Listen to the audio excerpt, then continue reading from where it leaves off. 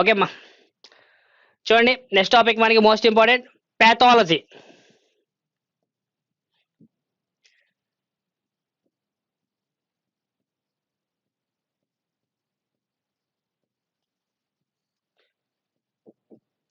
Pathology మీరు ఏ exam అయినా రాయండి అమ్మా, వ్యాధుల మీద 100% ఒక బిట్ అయితే ఖచ్చితంగా కనిపిస్తుంది. ఓకేనా, ఆ బిట్ ఎక్కడి నుంచి వస్తుంది, ఏ వ్యాధి నుంచి వస్తుందో చెప్పలేము, కానీ ఈ టాపిక్ నుంచి అయితే ఒక బిట్ వస్తుంది. ఓకేనా, సరే ఫస్ట్ చూద్దాం. పాథాలజీ అంటున్నాం. పాథాలజీ అంటే అర్థం ఏంటి? Pathology means study of disease. Study of disease, study of disease, వ్యాధి యొక్క అధ్యయనాన్ని పాథాలజీ అంటారమ్మా. వ్యాధుల గురించి అధ్యయనం చేసే శాస్త్రాన్ని పాథాలజీ అంటాం. ఓకేనా, సరే ఇక్కడ డిసీజ్ అంటాం. అసలు డిసీజ్ అంటే అర్థం ఏంటి? వ్యాధి అంటున్నాం. వ్యాధి అంటే అర్థం ఏంటి? ఇక్కడ వ్యాధి అంటే అర్థం ఏంటయ్యా అంటే మన శరీరంలో జీర్ణక్రియ జరుగుతుంది, రక్త ప్రసరణ జరుగుతుంది, శ్వాసక్రియ జరుగుతుంది, విసర్జన క్రియ జరుగుతుంది, అలాగే మనకి సర్క్యులేషన్ చెప్పుకున్నాం, బ్లడ్ సర్క్యులేషన్, ఇవన్నీ జరుగుతున్నాయి కదా. Blood circulation, digestion, respiration, excretion, nervous system, endocrine system, hormones release అవడం అండ్ రీప్రొడక్షన్, ఇవన్నీ జరుగుతూనే ఉన్నాయి కదమ్మా మనకి. ఇలా మనకి డైలీ లైఫ్ లో ఈ సిస్టమ్స్ మొత్తం వర్క్ చేస్తేనే మనం బతుకుతాం, లేకపోతే మనం బతకము కదండి. రెస్పిరేషన్ ఖచ్చితంగా, బ్రీతింగ్ మనకు ఖచ్చితంగా జరగాల్సిందే, హార్ట్ బీట్ ఖచ్చితంగా ఉండాల్సిందే, వేస్ట్ ప్రొడక్ట్స్ బయటికి రావాల్సిందే, ఇవన్నీ డైలీ జరుగుతున్నాయి కదా.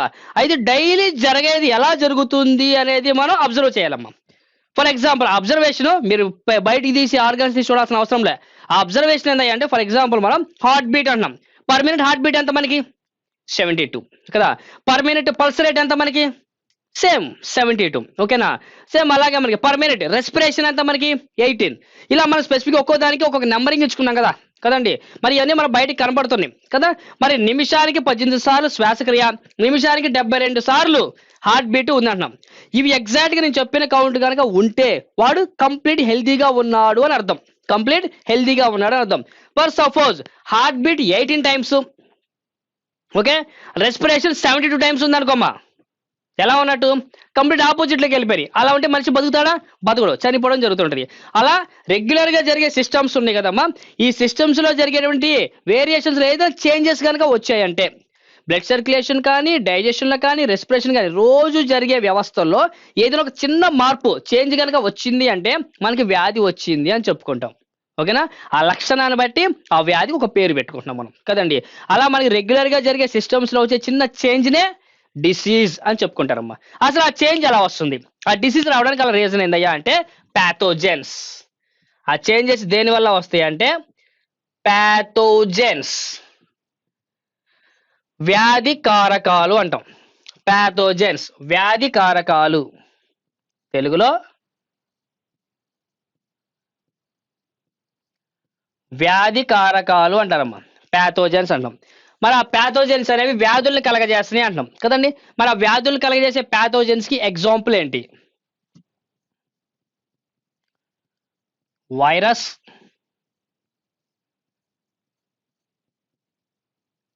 Bacteria,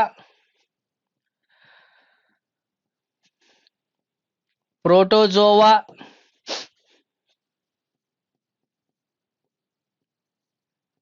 fungi, nematodes. Fungi and nematodes, ఓకేనా. ఇవన్నీ కూడా అమ్మా వీటన్నిటిని ప్యాథోజన్స్ అంటామా.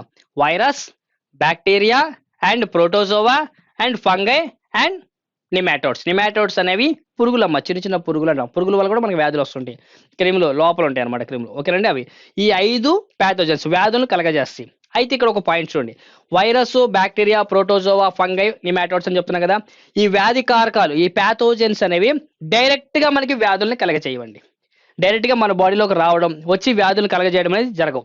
ఈ ప్యాథోజన్స్ అన్ని కూడా ఏదో ఒక వెక్టార్ ని చూస్ చేసుకోండి. వెక్టార్ మీన్స్ వాహకము, ఒక చోట నుంచి ఇంకో చోటుకి తీసుకెళ్లేవి అనమాట. అలా ఏదో ఒక వెక్టార్ ని చూస్ చేసుకోండి.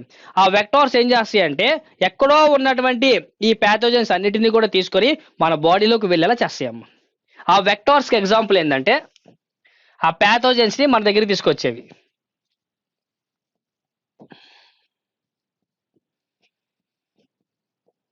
వెక్టార్స్, వెక్టార్స్ అంటే వాహకాలు అంటారమ్మా. ఎగ్జాంపుల్ ఏంది, వెక్టార్స్కి ఎగ్జాంపుల్ ఏందయ్యా అంటే air, food, water, insects,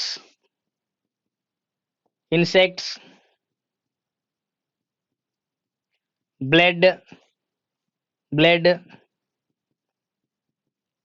animals, etcetera etcetera. ఓకేనా, ఇవన్నీ కూడా వెక్టార్స్ అమ్మ. ఇవన్నీ ఏం చేస్తుంటాయి అంటే ఇక్కడ వచ్చిన ఈ ప్యాథోజన్స్ ఉన్నాయి కదా, ఈ ప్యాథోజన్స్ అన్నిటిని కూడా అవి ఎక్కడైతే ఉంటాయో అక్కడ ఇవి కూడా ఉంటాయి అమ్మా. వీటన్నిటిని అక్కడి నుంచి మోసుకొని మన బాడీ లోపలికి వెళ్ళేలా ఇవి చేస్తుంటాయి అనమాట. అందుకే వీటిని వెక్టార్స్, వాహకాలు అని చెప్తాం. వాహకాలు. ఈ ప్యాథోజన్స్ ఎప్పుడు కూడా నేరుగా decision తీసుకురావు.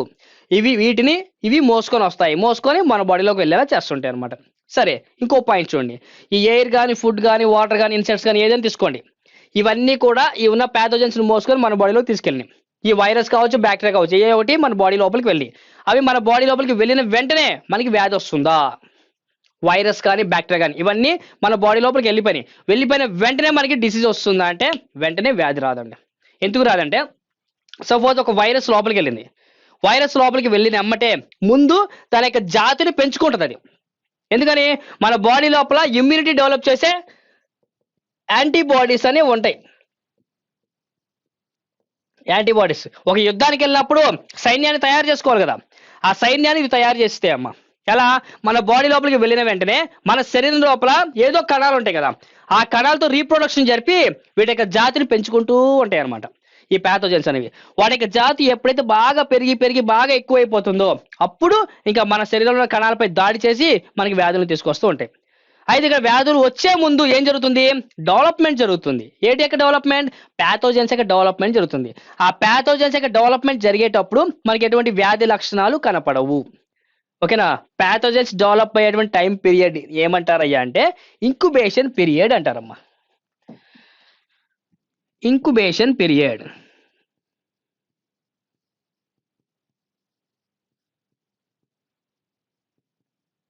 Incubation period. Incubation period అంటే పొదిగే కాలం అంటాం తెలుగులో దాన్ని. పొదిగే కాలం, ఇంక్యుబేషన్ పీరియడ్ అంటారమ్మా. ఓకేనండి. Incubation period means development of the pathogens in body. మానవ శరీరంలో వ్యాధి కారకాలు అభివృద్ధి చెందేటువంటి కాలాన్ని ఏమని చెప్తున్నారు? పొదిగే కాలం అంటాం. ఓకే, రాసుకున్నాం. ఆ పాయింట్ మోస్ట్ ఇంపార్టెంట్ మనకి. Incubation period means development of pathogens. Development of pathogens. Development of pathogens in body. Okay, ఆ డెవలప్ అయ్యేటప్పుడు మనకి ఏమైనా వ్యాధి లక్షణాలు కనపడుతున్నాయా? దట్స్ మీన్ ఇంక్యుబేషన్ పీరియడ్ లో వ్యాధి లక్షణాలు మనకు బయటకు కనిపిస్తున్నాయా? సిమ్టమ్స్ మనకు బయటకు కనపడుతున్నాయి అంటే ఏమీ కనపడవండి. అయితే ఆ డెవలప్మెంట్ జరగడం అనేది గంటలు ఉండొచ్చు, రోజులు ఉండొచ్చు, నెలలు ఉండొచ్చు, సంవత్సరాలు కూడా ఉండొచ్చు. ఓకేనండి. ఆ ప్యాథోజన్స్ డెవలప్ అవడం అనేది ఒక్కొక్క వ్యాధికి ఒక్కొక్కలా ఉంటుందమ్మా. గంటలు ఉండొచ్చు, రోజులు ఉండొచ్చు, నెలలు ఉండొచ్చు, సంవత్సరాలు ఉండొచ్చు అంటున్నాం. అయితే ఎక్కువగా ఇంక్యుబేషన్ పీరియడ్ కలిగినటువంటి డిసీజ్ ఏంటి అంటారమ్మా? హైయెస్ట్ ఇంక్యుబేషన్ పీరియడ్ డిసీజ్, అత్యధికంగా పొదిగే కాలం కలిగిన వ్యాధి ఏమిటి? పొదిగే కాలం అంటే ఏం చెప్తున్నాను? Development of pathogens in body. ఆ వ్యాధిని కలగజేసి వ్యాధికారక జీవి మన శరీరంలో అభివృద్ధి చెందుతుంది. ఆ అభివృద్ధి చెందడం అనేది గంటలు ఉండొచ్చు, రోజులు ఉండొచ్చు, నెలలు ఉండొచ్చు, సంవత్సరాలు ఉండొచ్చు అని చెప్తున్నా. అలా ఎక్కువ కాలం పొదిగే కాలం కలిగినటువంటి వ్యాధి ఏమిటి అంటారమ్మా? Sleeping sickness.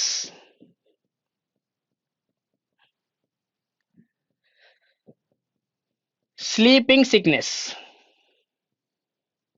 ఓకేనా? స్లీపింగ్ సిక్నెస్, అతి నిద్రా వ్యాధి అంటాం తెలుగులో దీన్ని. స్లీపింగ్ సిక్నెస్ ని అతి నిద్రా వ్యాధి అంటాం. ఈ స్లీపింగ్ సిక్నెస్ యొక్క ఇంక్యుబేషన్ పీరియడ్ ఎంత అంటే యావరేజ్ గా 25 years ఉంటుందమ్మా. 25 సంవత్సరాలు అంట. చూడండి, స్లీపింగ్ సిక్నెస్ యొక్క పొదిగే కాలం 25 సంవత్సరాలు అని చెప్తున్నాం. అంటే ఇక్కడ మనకి 25 సంవత్సరాలు ఆ వ్యాధికారక జీవి అభివృద్ధి చెందడమే జరుగుతుంది. ఒక్కసారి కనుక ఆ వ్యాధి లక్షణం బయటకు వచ్చింది అంటే పూర్తిగా ఆ వ్యాధి తగ్గడానికి 25 ఏళ్ల సమయం పట్టిందంట. చూడండి మనకి 25 ఏళ్ల సమయం రావడానికి పడుతుంది. అంటే పొదిగే కాలం. మనకి ఎటువంటి వ్యాధి లక్షణాలు కనపడవు. కానీ ఆ వ్యాధికి సంబంధించినటువంటి ప్యాథోజన్ మన బాడీలో డెవలప్ అవుతూ ఉంది. పూర్తిగా డెవలప్ అయినాక 25 ఏళ్ళు అయిపోయినాక ఖచ్చితంగా వ్యాధి లక్షణం బయటపడిద్ది. ఒక్కసారి ఆ వ్యాధి లక్షణం బయటపడింది అంటే అది కంప్లీట్ గా క్యూర్ అవ్వడానికి 25 ఇయర్స్ టైం పడుతుందంట. అంటే 25 ఇయర్స్ పడుతుందంటే మాక్సిమం వాడికి హాఫ్ లైఫ్ కంప్లీట్ అయిపోతున్నట్టే కదమ్మా. నెక్స్ట్ అలాగే ఇంకా చూసుకుంటే ట్యూబర్క్యులోసిస్. ట్యూబర్క్యులోసిస్ ట్యూబర్క్యులోసిస్ ఎన్ని నెలలు పట్టొచ్చు, ఎన్ని సంవత్సరాలు పట్టొచ్చు అని కూడా అడుగుతారమ్మా. ట్యూబర్క్యులోసిస్ సుమారుగా వచ్చేసరికి 7 ఇయర్స్ పడుతుందమ్మా. అలాగే లెప్రసీ సుమారుగా 12 ఇయర్స్ పడుతుందమ్మా ఇంక్యుబేషన్ పీరియడ్. క్యాన్సర్ ఇది కూడా 7 ఇయర్స్ టైం పట్టొచ్చమ్మా క్యాన్సర్. అలాగే చికెన్ పాక్స్. చికెన్ పాక్స్ ఆటలమ్మా అంటారమ్మా 10 to 12 days. 10 to 12 days. అలాగే మిజెల్స్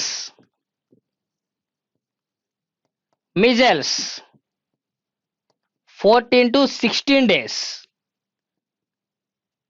14 to 16 days పొదిగే కాలాలు ఇంక్యుబేషన్ పీరియడ్స్. అలాగే ర్యాబిస్ యావరేజ్ 15 days. కోల్డ్ ఎన్ని గంటలని చెప్పలేమమ్మా, కొన్ని గంటల్లో వచ్చేస్తుందమ్మా. అది 1 గంటలో రావచ్చు, 2 గంటలు రావచ్చు, 3 గంటలు రావచ్చు. ఓకేనండి, అది ఇమ్యూనిటీ పవర్ని బట్టి డెవలప్ అయిపోద్దమ్మా. మన యొక్క ఇమ్యూనిటీ బట్టి కొన్ని గంటల్లోనే కోల్డ్ వచ్చేస్తుంది అనమాట. అందుకే ఒకటి తుమ్మాడు అంటే ఆటోమేటిక్గా చుట్టుపక్కల అందరికి రావడం జరుగుతుంటుందమ్మా. ఇలా మనకి ఇంక్యుబేషన్ పీరియడ్స్ అనేవి ఇంపార్టెంట్. ఇంక్యుబేషన్ ఇవన్నీ పీరియడ్స్ అమ్మా. ఇంక్యుబేషన్ పీరియడ్స్ ఇవన్నీ కూడా ఇంక్యుబేషన్ పీరియడ్స్ అమ్మా. ఇవి మనం గుర్తుపెట్టుకోండి. ఇవన్నీ కూడా వీటిలో ఏదో హైయెస్ట్ అత్యధికంగా ఇంక్యుబేషన్ పీరియడ్ కలిగినది అంటే ఇది, తక్కువ కలిగినది అంటే కోల్డ్, జలుబే చాలా తక్కువ అనమాట. ఓకే రైట్, ఇది ఇంక్యుబేషన్ పీరియడ్ గురించి. Types of diseases.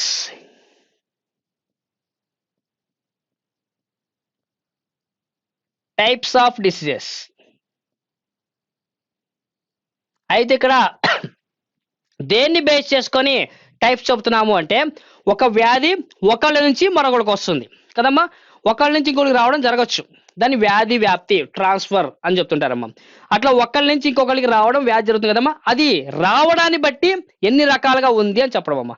ఒక వ్యాధి ఒకళ్ళ నుండి మరొకరికి వ్యాపించే విధానాన్ని బట్టి ఎన్ని రకాలు అంటారమ్మా. అంతేగాని వ్యాధుల రకాలు కాదు.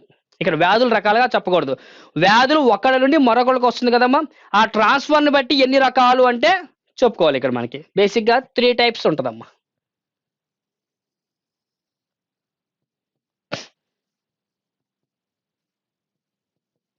Three types. First one is endemic. Second one epidemic. Third one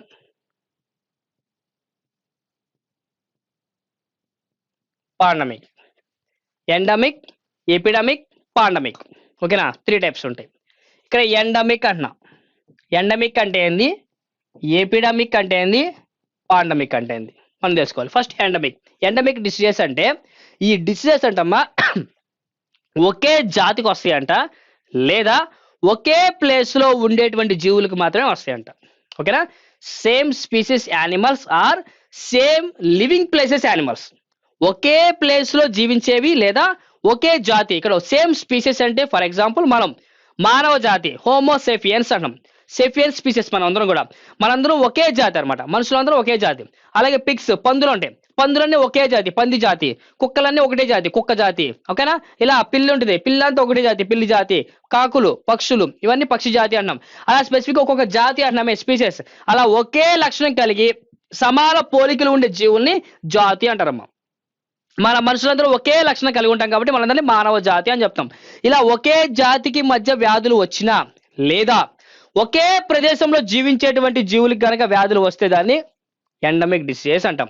endemic diseases to causes same species animals and same living places of animals. ఒకే ప్రదేశంలో ఉండేవి లేదా ఒకే జాతికి వస్తాయి. ఫర్ ఎగ్జాంపుల్ చూడండి, ఫర్ ఎగ్జాంపుల్ ఎండమిక్ కి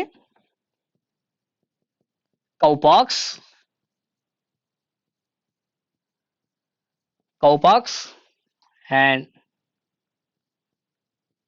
blue tongue disease and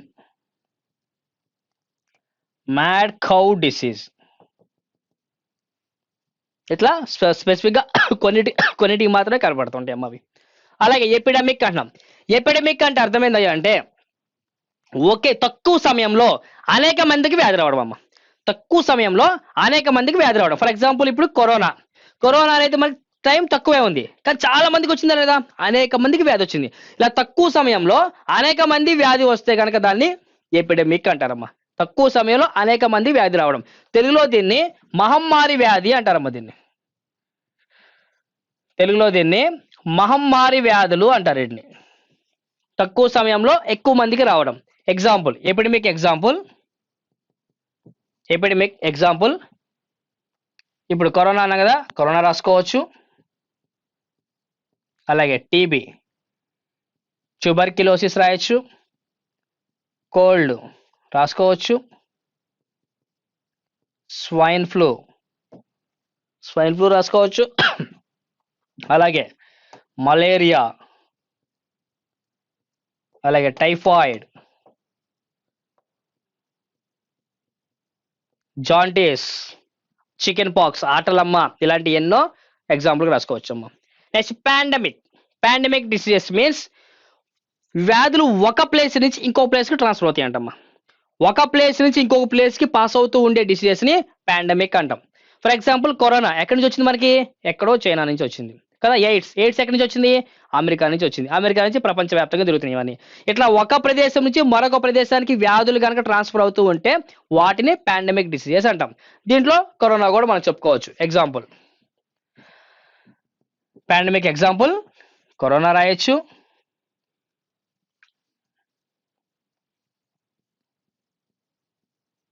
AIDS, dengue, chicken గున్యా,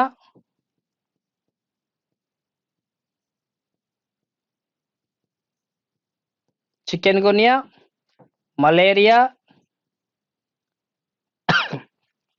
bird flu etcetera.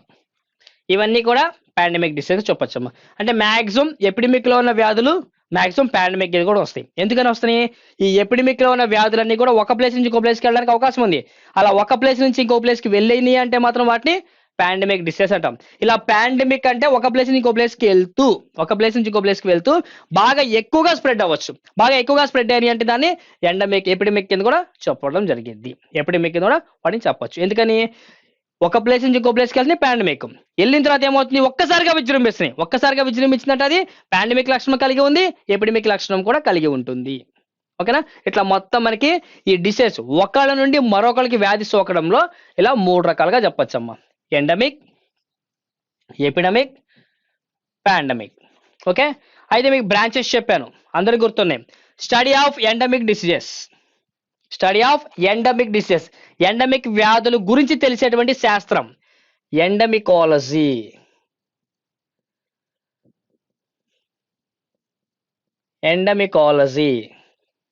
Okay. Study of epidemic diseases, epidemicology. Study of pandemic diseases, pandemicology. ఓకేనా. ఆలజీ యాడ్ చేస్తే అధ్యయనం అయిపోతుందమ్మా. ఇలా మనకి డిసీజెస్ టైప్స్ చెప్పుకున్నాం. ఓకేనా. సరే, ఇవి 3 రకాలు. ఇప్పుడు మనం వ్యాధులు దేని వల్ల వస్తాయి, అవి ఏంటి జీవులు అనేది ఒకసారి చూద్దాం మనం. ఓకే. చూడండి, బేసిక్గా మనకి వ్యాధులను కలగజేసేవి ప్యాథోజన్స్ అంటున్నాం కదమ్మా.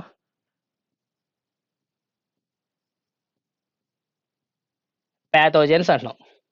ప్యాథోజెన్స్ అంటే వ్యాధి కారకాలు అంటాం తెలుగులో మనం. ప్యాథోజెన్స్ అంటే తెలుగులో వీటిని వ్యాధి కారకాలు అని చెప్పుకుంటాం.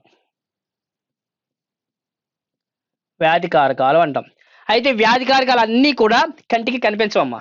ఈ కంటికి కనిపించిన జీవులు మైక్రో ఆర్గానిజమ్స్ అండి. కంటికి కనిపించిన జీవులను ఏమని చెప్పుకుంటాం మనం?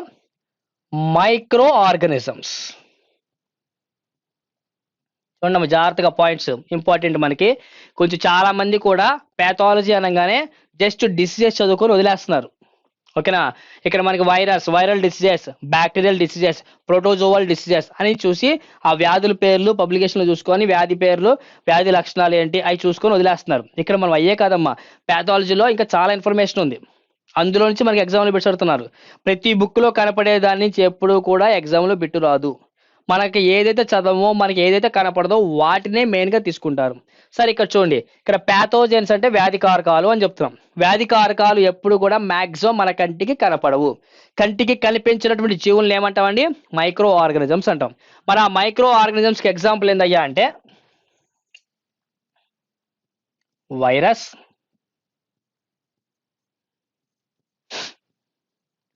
బ్యాక్టీరియా, ప్రోటోజోవా,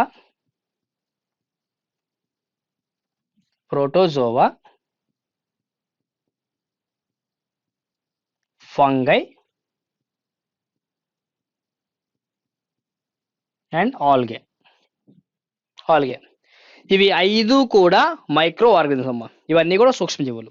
అయితే ఈ 5ట్లో మనకి ఎక్కువ వ్యాధులను కలగజేసేవి వ్యాధి కారక జీవులు అయ్యాయా అంటే ఇవి 4 అండి. ఇవి 4: వైరస్, బ్యాక్టీరియా, ప్రోటోజోవా, ఫంగై. ఇవి 4 కూడా వ్యాధులను కలగజేస్తాయండి. వీటిని ప్యాథోజెన్స్ అంటాం.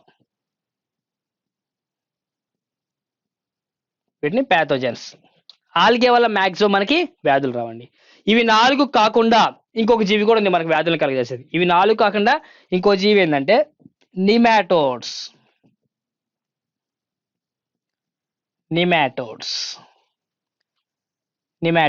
నిమాటోడ్స్ అంటే వామ్స్ అండి. వామ్స్ అంటే అర్థం పురుగులు, క్రిములు అని అర్థం. పురుగులు లేదా క్రిములు అంటాం.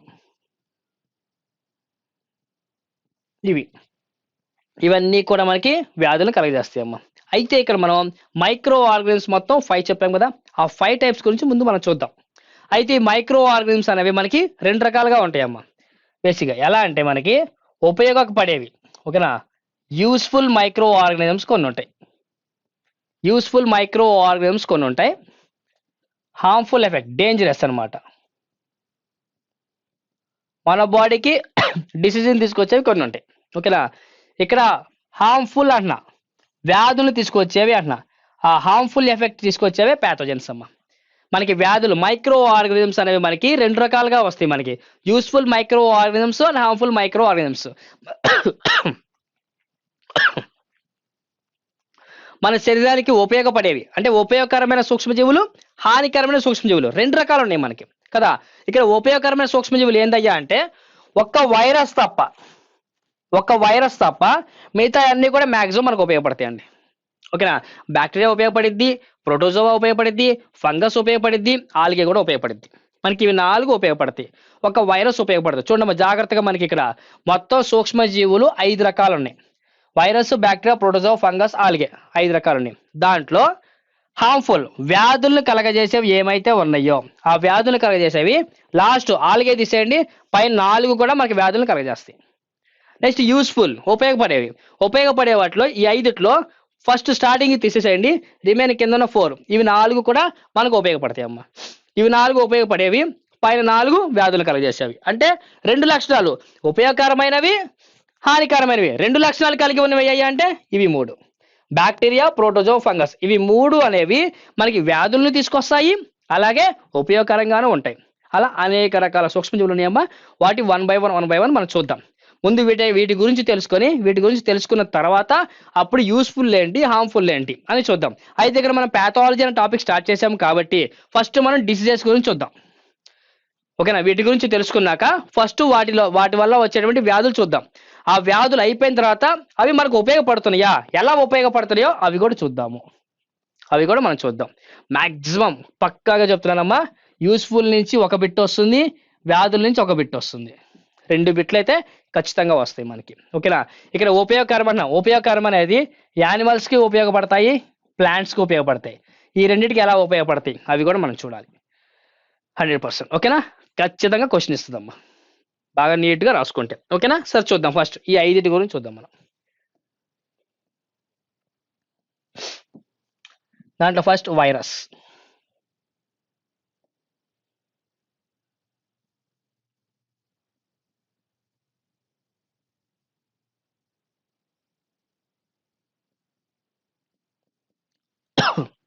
వైరస్ ఫస్ట్ వైరస్ గురించి చూద్దాం. వైరస్ అంటున్నాం. అసలు వైరస్ అంటే మీనింగ్ ఏంటి? వైరస్ అంటే మీనింగ్ వీనం. వైరస్ అంటే meaning venom or poison. Venom or poison అంటాం. పాయిజన్ అంటే ఏంది? విషమే కదండి. పాయిజన్ అంటే విషం. అంటే వైరస్ అంటే అర్థం విషము అని అర్థం అండి. వైరస్ అంటే అర్థం ఏందయ్యా అంటే విషము. విషము. వైరస్ అంటే అర్థం తెలుగులో విషం. మరి విషము అన్నా, మరి విషము అన్నాను అంటే ఖచ్చితంగా అది మన శరీరంలోకి వెళ్ళింది అంటే వ్యాధి వస్తుందా రాదా? 100% వస్తుంది. అంటే వైరస్లు అనేవి పూర్తిగా వ్యాధికారకాలే. అవి శరీరం లోపలికి వెళ్ళింది అంటే వాటి వల్ల మనకి ఎటువంటి ఉపయోగం లేదు, కేవలం వ్యాధులు మాత్రమే వస్తాయి. ఓకేనా? సరే, ఈ వైరస్ ని కనుగొన్న శాస్త్రవేత్త ఎవరు? Founder of the virus. Virus ని కనుగొన్న శాస్త్రవేత్త ఎవరయ్యా అంటే ఐవానోవిస్కీ.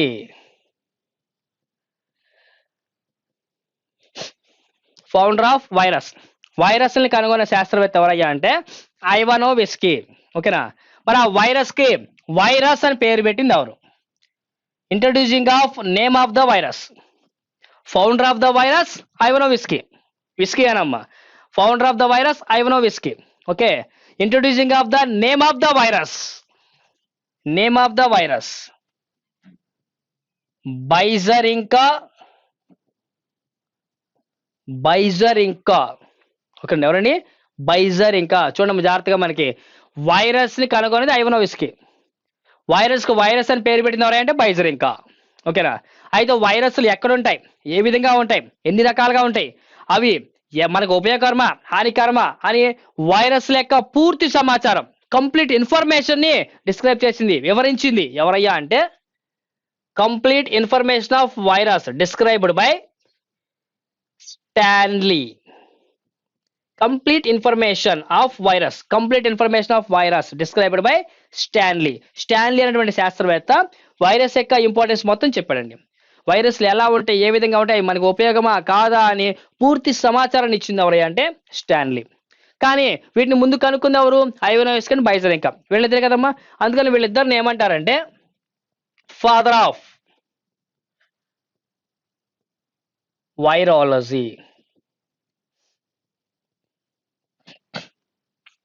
ఫాదర్ ఆఫ్ వైరాలజీ అంటాం. వైరస్ యొక్క అధ్యయనాన్ని ఏమంటాం? వైరాలజీ అంటాం. ఓకేనా?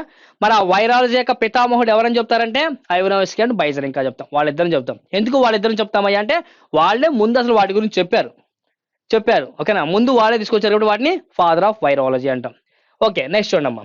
ఇక్కడ వైరస్లో అనే వాటిని మనం కేవలం దేని సహాయంతో చూడగలమయ్యా అంటే కేవలం ఎలక్ట్రానిక్ మైక్రోస్కోప్ సహాయంతో మాత్రమే చూడగలమండి. వీటిని కేవలం ఎలక్ట్రానిక్ మైక్రోస్కోప్ సహాయంతో మాత్రమే చూడగలం. Viruses identified by only electronic microscope సహాయంతో మాత్రమే చూడగలిగే జీవి ఏంటి అంటే వైరస్. ఆల్రెడీ మనం చెప్పుకున్నాం, ఎలక్ట్రానిక్ మైక్రోస్కోప్ ని కనుగొన్న శాస్త్రవేత్త ఎవరు? Who is the founder of electronic microscope? Knoll and Ruska. Okay, founder of electronic microscope Knoll and Ruska. Okay, electronic microscope సహాయంతో మాత్రమే చూడగలిగేది కేవలం వైరస్లు మాత్రమే. మరి ఆ వైరస్లో అతిపెద్ద వైరస్ ఏది అంటారమ్మా? Largest virus vaccinia virus. Largest virus vaccinia virus. Okay, smallest virus అన్నిటికన్నా అతి చిన్నది స్మాలెస్ట్ వైరస్ ఏదయ్యా అంటే బ్యాక్టీరియోఫేజ్.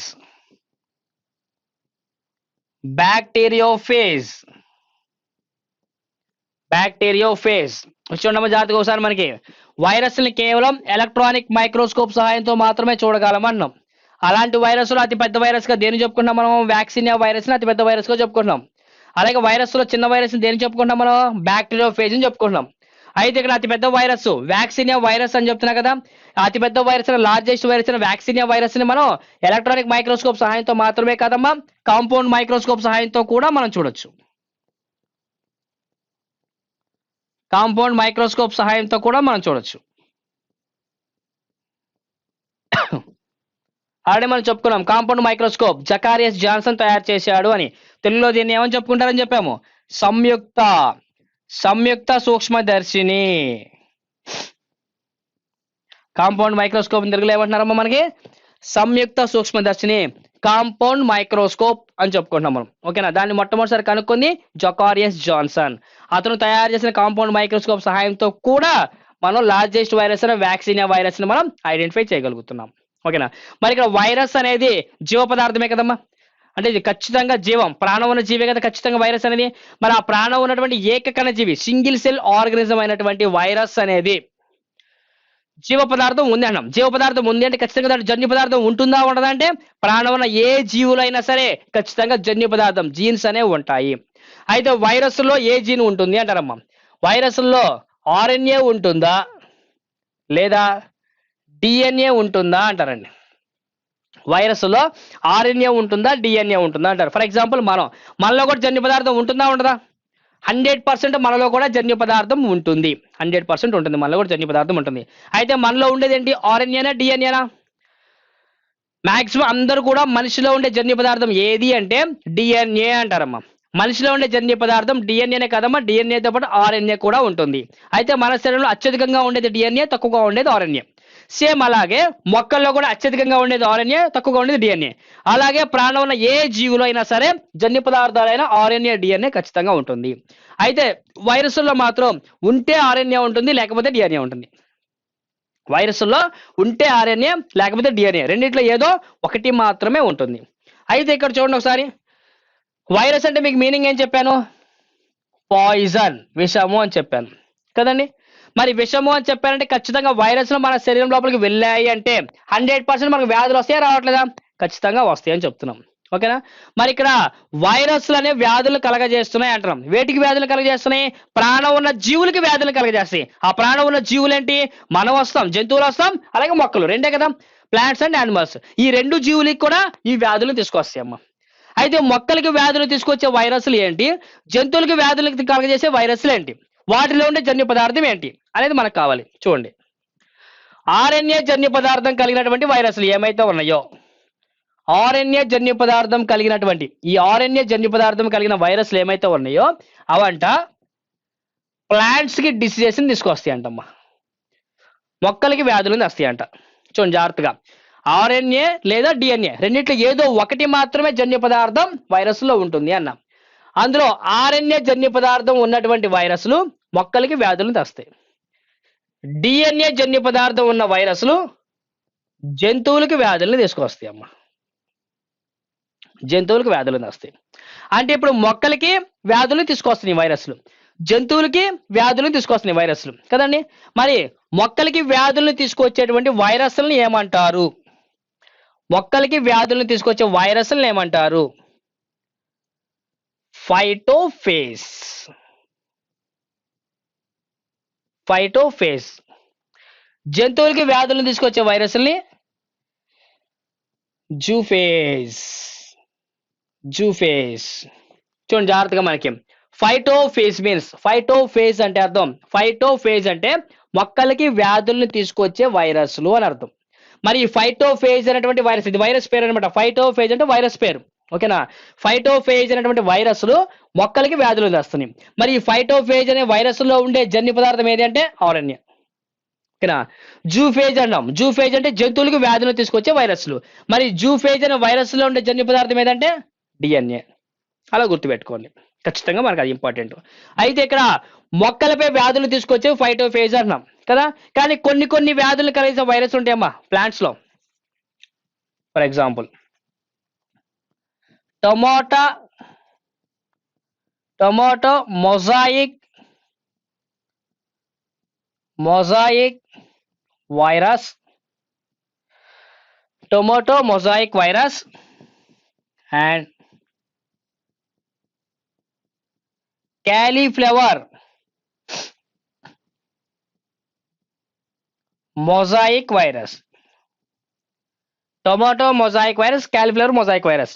ఈ రెండు చూడండి, టొమాటో అన్నాను, క్యాలీఫ్లవర్ అన్నాను, అంటే రెండు కూడా ప్లాంట్స్ సంబంధించినాయి కదా. అంటే ఈ రెండు ప్లాంట్స్ కి వ్యాధులు తీసుకొచ్చే వైరస్లు అమ్మ, వాటి పేర్లు ఇవి. Tomato mosaic virus, cauliflower mosaic virus, రెండు వైరస్ పేర్లు. ఈ రెండిట్లో మాత్రం డిఎన్ఏ అనేది ఉంటుందంటమ్మా. ఈ రెండు వైరస్ల మాత్రం డిఎన్ఏ ఉంటుందంట. చూడండి జాగ్రత్తగా చూడమ్మా. ఫైటోఫేజ్ మొక్కలకి వ్యాధులు తీసుకొచ్చే వైరస్లో ఉండేది బేసిక్ ఆర్ఎన్ఏ ఉండాలి. కానీ ఇక్కడ tomato mosaic virus, cauliflower mosaic virus, ఈ రెండు మొక్కలకి వ్యాధులు కలిగేసి ఈ రెండు వైరస్లో మాత్రం ఏముంటుంది, డిఎన్ఏ ఉంటుంది. ఓకేనా. అలాగే ఇక్కడ యానిమల్స్ లో చూడండి, జూఫేజ్ లో ఏముండాలి, బేసిక్ గా డిఎన్ఏ ఉండాలి.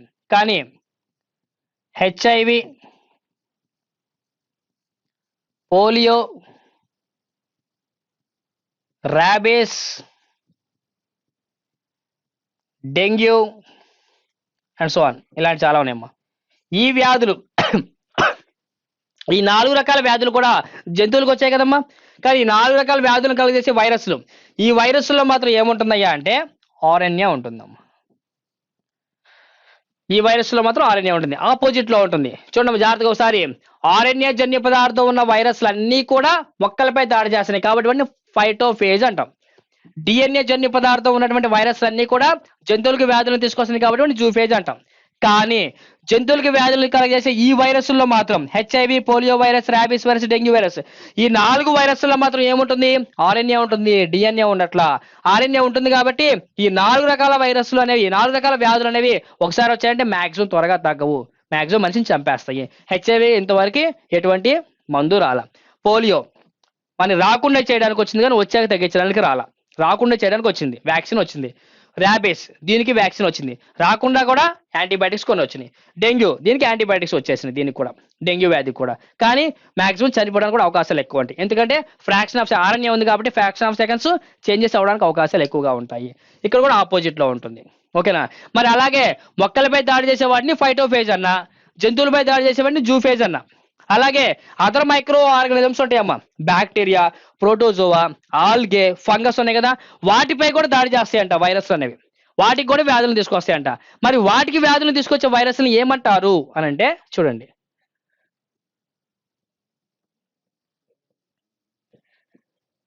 బ్యాక్టీరియాకి వ్యాధులను తీసుకొచ్చే వాటిని ఏమంటాము, ఆల్గే. ఆల్గేకి వ్యాధిని తీసుకొచ్చే వైరస్ని ఏమంటాము, ఫంగై. ఫంగైని చంపే వైరస్ని ఏమంటాము,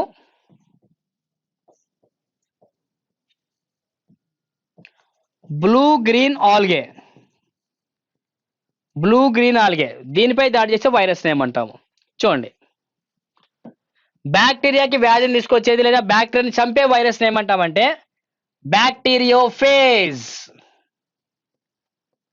బ్యాక్టీరియోఫేజ్.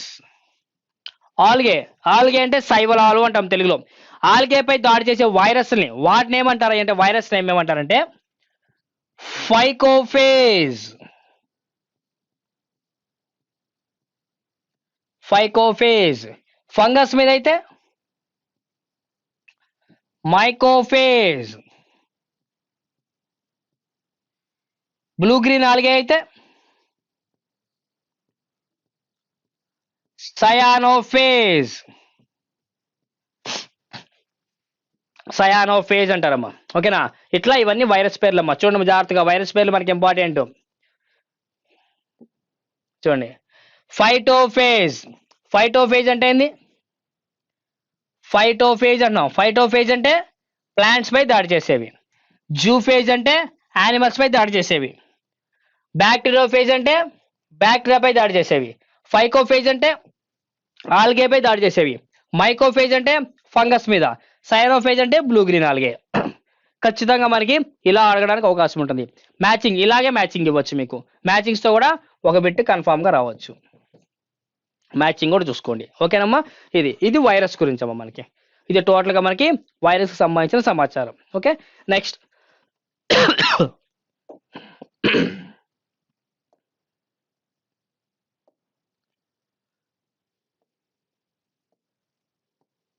చూడండి. Next bacteria.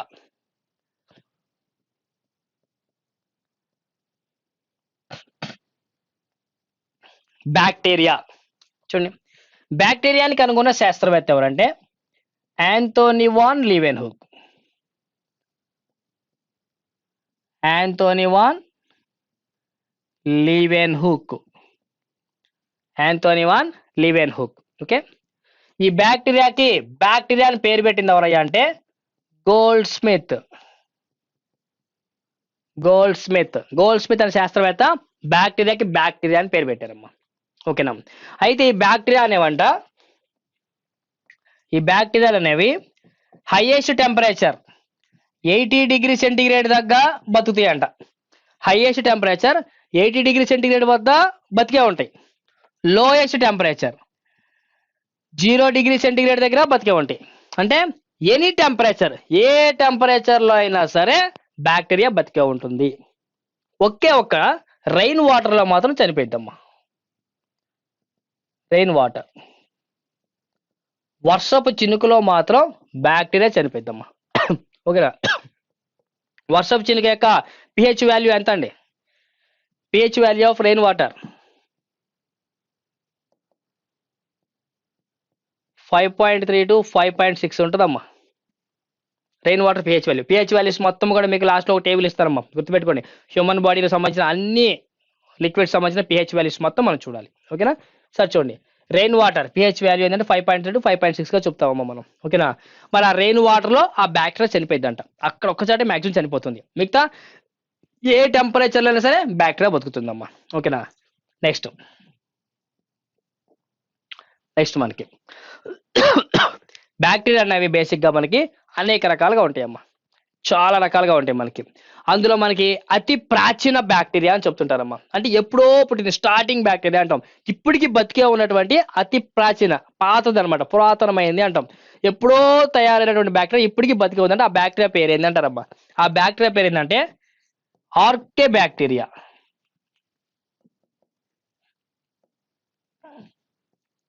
Archaebacteria. ఈ ఆర్కే బ్యాక్టీరియా అనేది ఇప్పటికీ బతికే ఉందంటమ్మా. ఓకేనా. ఇది చాలా పాతదండి. ఇది ఓల్డ్ బ్యాక్టీరియా అంటారమ్మా దీన్ని. పాతదనమాట. ఇప్పటికి బతికే ఉన్నటువంటి పాత బ్యాక్టీరియా అంటే ఇది ఆర్కే బ్యాక్టీరియా అంటాం. ఇది ఎక్కువగా బేసిక్గా వేడిగా ఉన్న ప్రదేశాలు ఉంటాయి, వాటిలో బాగా ఉంటుందమ్మా ఇది. ఓకేనా. సేమ్ అలాగే నెక్స్ట్ వచ్చేసరికి మనకి ఇంకా ఏం చెప్పుకోవచ్చు అంటే సయానో బ్యాక్టీరియా. ఓకేనా. Cyanobacteria and you bacteria.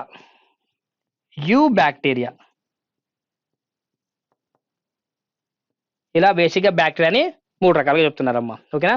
Archaebacteria, cyanobacteria, eubacteria, ఇలా 3 రకాలుగా చెప్తారమ్మా బ్యాక్టీరియాని. అయితే ఇక్కడ ఆర్కే బ్యాక్టీరియా అనేది ఏంటి, దానికి ఇంపార్టెన్స్ ఏంటి? ఇది ఓల్డ్ బ్యాక్టీరియా. ఇప్పటికీ బతికే ఉన్నటువంటి ఓల్డ్ బ్యాక్టీరియా ఏదంటే ఆర్కే బ్యాక్టీరియా. ఇది ఎక్కువగా దేంట్లో ఉంటుంది అంటున్నాను? బాగా హీట్ ఎక్కువగా ఉన్న ప్లేస్లో బాగా ఉండిద్ది అని చెప్తున్నాను. నెక్స్ట్ ఇక్కడ సయానో బ్యాక్టీరియా అంటున్నాం. బేసిక్గా ఇది సయానో బ్యాక్టీరియా అనేది బ్యాక్టీరియా కాదమ్మా అసలు. Cyano bacteria is a one of the algae. This the one of the algae అంటే ప్లాంట్ కి సంబంధించిన సైనో బ్యాక్టీరియా. అంటే ఈ బ్యాక్టీరియా ఎలా ఉంటుందంటే, ఇది బ్యాక్టీరియా అనుకోండి, దీని ఇంటర్నల్ స్ట్రక్చర్ మొత్తము కూడా, ఇంటర్నల్ స్ట్రక్చర్ అంతా కూడా క్లోరోఫిల్ కలిగి ఉంటుందమ్మా. దాని ఇంటర్నల్ బాడీ అంతా క్లోరోఫిల్ ఉంటుంది. క్లోరోఫిల్ ఉంది కాబట్టి plant like structure algae.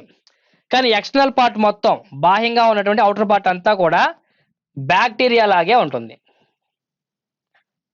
External part అంతా బ్యాక్టీరియా లాగా ఉంటుంది.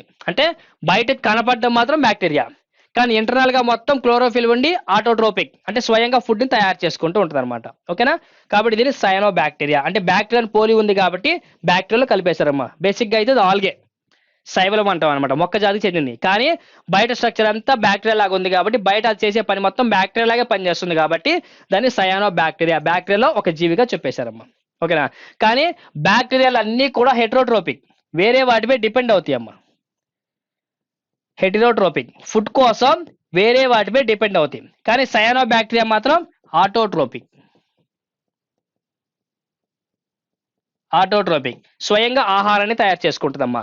బ్యాక్టీరియాలో ఒక సయానో బ్యాక్టీరియా మాత్రం మ్యాక్సిమం ఫుడ్ని తయారు చేసుకుంటుంది. ఎందుకని? దాంట్లో క్లోరోఫిల్ ఉంది కాబట్టి. రిమైనింగ్ బ్యాక్టీరియాస్ అన్నీ కూడా డిపెండింగ్ ఆన్ ద అదర్స్, వేరే వాటిపై ఆహారం కోసం ఆధారపడుతూ ఉంటాయి అనమాట. అలాగే యూ బ్యాక్టీరియా అంటున్నాం. యూ బ్యాక్టీరియా అనేవి ఎక్కువగా సింబయాసిస్ రియాక్షన్ జరుపుతాయండి.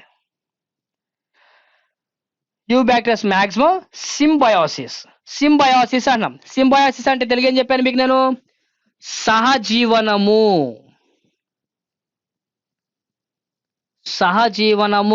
సహజీవనం అంటే ఏవైనా ఒక రెండు జీవులు కలిసి జీవనం కొనసాగిస్తూ ఉండేవి అని చెప్పాము కదా. అలా యూ బ్యాక్టీరియాస్ అనేవి సింబయాసిస్ రియాక్షన్ జరిపి జీవిస్తూ ఉంటాయి అమ్మ. వీటికి ఎగ్జాంపుల్ ఏం చెప్పొచ్చు అంటే యూ బ్యాక్టీరియాకి ఎక్కువగా ఈ కోలై, రైజోబియం,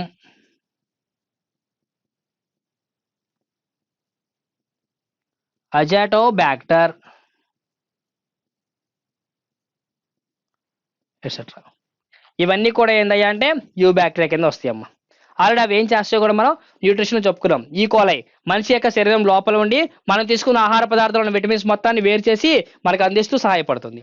రైజోబియం బ్యాక్టీరియా. రైజోబియం అనేది ప్లాంట్స్ గ్రోత్ లో పార్టిసిపేట్ చేస్తుంది. ఎలా పార్టిసిపేట్ చేస్తుంది? ప్లాంట్ డెవలప్ ఒక మొక్క పెరగాలి అంటే ఖచ్చితంగా దానికి నైట్రోజన్ కావాలమ్మా. నైట్రోజన్ ఉంటేనే మొక్క బాగా పెరిగిద్ది. అయితే మొక్క అనేది నైట్రోజన్ ని డైరెక్ట్ గా తీసుకోవట్లా. ఓకేనా? నైట్రోజన్ వాతావరణంలో ఎంత పర్సెంటేజ్ ఉంటుంది? 78% ఉంటుంది నైట్రోజన్ కదా. ఆ 78% నైట్రోజన్ ని డైరెక్ట్ గా ప్లాంట్స్ యూజ్ చేసుకోవు. అయితే ఆ నైట్రోజన్ ఎలా కన్వర్ట్ అవ్వాలి? నైట్రైట్లుగా మారాలి. నైట్రైట్లుగా మారాలి. ఆ నైట్రైట్లుగా మార్చి మొక్కకు అందించేవి రైజోబియం అండ్ అజిటోబ్యాక్టర్. ఇవి రెండు కూడా ఏం చేస్తాయి అంటే ఆటోమేటిక్ గా నైట్రోజన్ ని ప్లాంట్స్ కి అందించడంలో పార్టిసిపేట్ చేస్తూ ఉంటాయి అమ్మ. ఓకే, ఇందాక మనం చెప్పుకున్నామే బ్యాక్టీరియాలో మనకి ఉపయోగపడే బ్యాక్టీరియాలు కూడా ఉన్నాయి అని చెప్పి. ఇవే బ్యాక్టీరియాలో మనకు ఉపయోగపడేవి ఈ కోలై, రైజోబియం, అజిటోబ్యాక్టర్. వీటి గురించి మనం యూస్ఫుల్ చెప్తాను ఇంకా క్లియర్ గా. ఓకేనండి, ఇది బ్యాక్టీరియా గురించి అమ్మ మనకి. అయితే కొన్ని సందర్భాల్లో అంటమ్మా బ్యాక్టీరియాస్ అనేవి చనిపోయే సిచ్యువేషన్కి వస్తాయి అంటమ్మా. బ్యాక్టీరియాస్ అక్కడ వాతావరణం దాని చుట్టూ ఉన్నటువంటి వాతావరణం సరిగా లేనప్పుడు ఇంకా నేను చనిపోతున్నాను అన్న పొజిషన్ లో కూడా బతకడానికి దాని ఛాన్సెస్ వస్తాయమ్మా. ఏందయ్యా అంటే ఈ బ్యాక్టీరియా చుట్టూ కూడా కొన్ని లేయర్స్ ని ఫామ్ చేసుకుంటుంది అమ్మా. ఇట్లేదు కొన్ని లేయర్స్ ని ఫామ్ చేసుకుంటుంది. వాటిని ఏమంటారంటే స్పోర్స్ అంటారమ్మా. స్పోర్స్ అనే లేయర్స్ ని ఫామ్ చేసుకుంటుంది. ఆ స్పోర్స్ అనేవి ఎప్పుడైతే తయారవుతాయో ఇంకా ఆటోమేటిక్ గా దానికి ఎన్విరాన్మెంటల్ సపోర్ట్ గా లేనంత వరకు ఆ స్పోర్స్ ఉంచుకొని ఎప్పుడైతే దానికి కన్వీనియంట్ టెంపరేచర్ వస్తుందో దానికి కన్వీనియంట్ టెంపరేచర్ వచ్చినమ్మటే ఆ స్పోర్స్ వదిలేసేసి హ్యాపీగా తిరిగిద్దాము మళ్ళీ. అంటే దానికి అనుకూలంగా లేని వాతావరణం వచ్చినా కూడా బతకగలుగుతుంది. ఎలా బతుకుతుంది? అది స్పోర్స్ అనేటువంటి లేయర్స్ ని అభివృద్ధి చేసుకొని ఆ బ్యాక్టీరియా అనేది బతుకుతుంది. కాబట్టి మాక్సిమం బ్యాక్టీరియా బారి నుండి తప్పించుకోలేము 100%. ఇప్పుడు మీరు క్లాస్ వింటున్నారు, మొబైల్ పట్టుకొని చూస్తున్నారు కదా. ఆ మొబైల్ పట్టుకొని చూస్తున్నప్పుడు ఆటోమేటిక్గా ఆ మొబైల్ పక్కన ఉన్నటువంటి బ్యాక్టీరియా మొత్తం మన చేతికి వచ్చింది. ఏదైనా మీరు ఫుడ్ తినేటప్పుడు ఆ ఫుడ్ నుంచి హ్యాండ్లో ఉన్న బ్యాక్టీరియా మొత్తం ఆ ఫుడ్ ద్వారా లోపలికి వెళ్ళిపోవచ్చు. ఎలాగైనా జరగవచ్చు. అంతసేపు అంతే మొబైల్ పట్టుకొని ఉన్నారు. ఆ మొబైల్ మీద కూడా ఎంతో బ్యాక్టీరియా ఉంటుంది. ఆ బ్యాక్టీరియా మొత్తం మన బాడీలోకి వెళ్ళడానికి అవకాశం ఉంటుంది. చాలా వరకు వస్తుంది. చాలా మంది పడుకొని ఇలా చూస్తుంటారు, మొబైల్ ఇంత దగ్గర పెట్టుకున్నప్పుడు ఆటోమేటిక్గా బ్యాక్టీరియా మొహానికి వచ్చేస్తామా, లోపలికి వెళ్ళిపోయింది. దానివల్ల మనకి ఐకి సంబంధించిన డిసీజ్ రావచ్చు, నోస్కి సంబంధించిన డిసీజ్ రావచ్చు, మౌత్కి సంబంధించిన డిసీజ్ రావచ్చు. కావాలని చూడండి, మొబైల్ని ఎప్పుడు వీడియో గేమ్స్ ఆడుతూ అలాగే మొబైల్ దగ్గర పెట్టుకొని చూస్తుంటారు. ఎక్కువగా అలాగే పెట్టుకొని చూసేవాళ్ళు చూడండి, ఇక్కడ ఫేస్కి సంబంధించి ఏదో ఒక వ్యాధి వస్తుంటుందమ్మా. చాలా మందికి వస్తుంటుంది. దానికి రీజన్ బ్యాక్టీరియాసేనమ్మా మెయిన్. ఓకేనండి, సరే చూడండి నెక్స్ట్.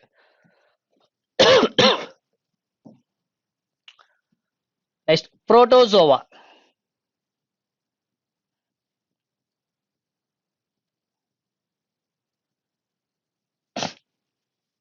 ప్రోటోజోవా. చూడండి,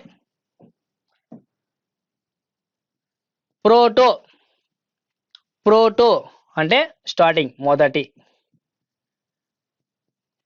జోవా అంటే యానిమల్స్. ప్రోటో అంటే స్టార్టింగ్, జోవా అంటే యానిమల్స్. ఓకేనా? అంటే జంతువుల్లో మొట్టమొదటి జంతువు ఏదయ్యా అంటే ప్రోటోజోవా. జంతువుల్లో మొట్టమొదటి జంతువు ఏదయ్యా అంటే ప్రోటోజోవా. ఓకేనా? ఈ ప్రోటోజోవాని మొట్టమొదటిసారి కనుగొన్నది ఎవరయ్యా అంటే సేమ్ ఇందా చెప్పిన ఆయనే, యాంథోనీ వాన్ లీవెన్హుక్.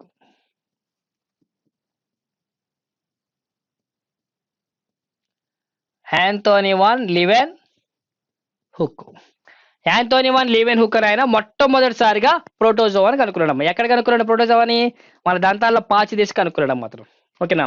అయితే ఈ ప్రోటోజోవాని మొట్టమొదటి తను కనుక్కున్నాడు. అతను కనుగొన్న మొట్టమొదటి ప్రోటోజోవా ఏదయ్యా అంటే మనకి నెంబర్ ఆఫ్ ఉన్నాయి, అందులో ఏది అని చెప్పడుతారమ్మా. అది ఏంది ఒకసారి చూడండి. ఫస్ట్ కనుక్కున్నవి ఏందయ్యా అంటే అమీబా,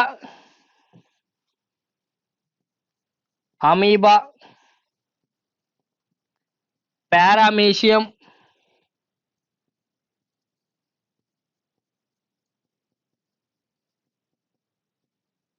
యూగ్లినా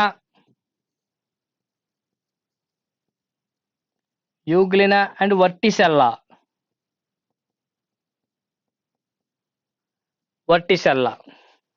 చూడండి జాగ్రత్తగా, amoeba, paramecium, euglena and Vorticella. ఓకేనా? ఇన్ని రకాలుగా ఉన్నాయమ్మా. మొట్టమొదటిసారిగా మనకి ప్రోటోజోవా గురించి చెప్పినప్పుడు ఈ నాలుగిటి గురించి చెప్పారమ్మా. మొట్టమొదటిసారిగా యాంథోనీ వాన్ లీవెన్హుక్ కనుగొన్నటువంటి బ్యాక్టీరియా అదే ప్రోటోజోవా ఏదయ్యా అంటే వర్టిసెల్లా. అనేటువంటి ప్రోటోజోవా మొట్టమొదటిసారి కనుక్కున్నారు. తర్వాత వీటన్నిటిని కూడా వర్గీకరించి చెప్పుకుంటూ వచ్చారమ్మా. అయితే ఇక్కడ చూడండి, అమీబా, పారామీషియం, యూగ్లినా, వర్టిసెల్లా అన్న బేసిక్ గా ఈ ప్రోటోజోవా ఉన్నటువంటి ఈ ఎగ్జాంపుల్స్, 4 ఎగ్జాంపుల్స్ కూడా మన వాళ్ళు మూమెంటల్ పార్ట్స్ ని బట్టి సపరేట్ చేశారమ్మా. మూమెంటల్ పార్ట్స్ వాటి యొక్క చలనాంగాలు. మనకి ఎలాగైతే కాళ్ళు చేతులు ఉన్నాయో అలాగే వాటికి కూడా మూమెంటల్ పార్ట్స్ ఉన్నాయమ్మా. ఆ మూమెంటల్ పార్ట్స్ ని బేస్ చేసుకొని ఇలా 4 రకాలు చెప్పారమ్మా. వాటి చలనాంగాలు ఉన్నాయంట. అవి ఏందయ్యా అంటే అమీబాకి సూడోపోడియా,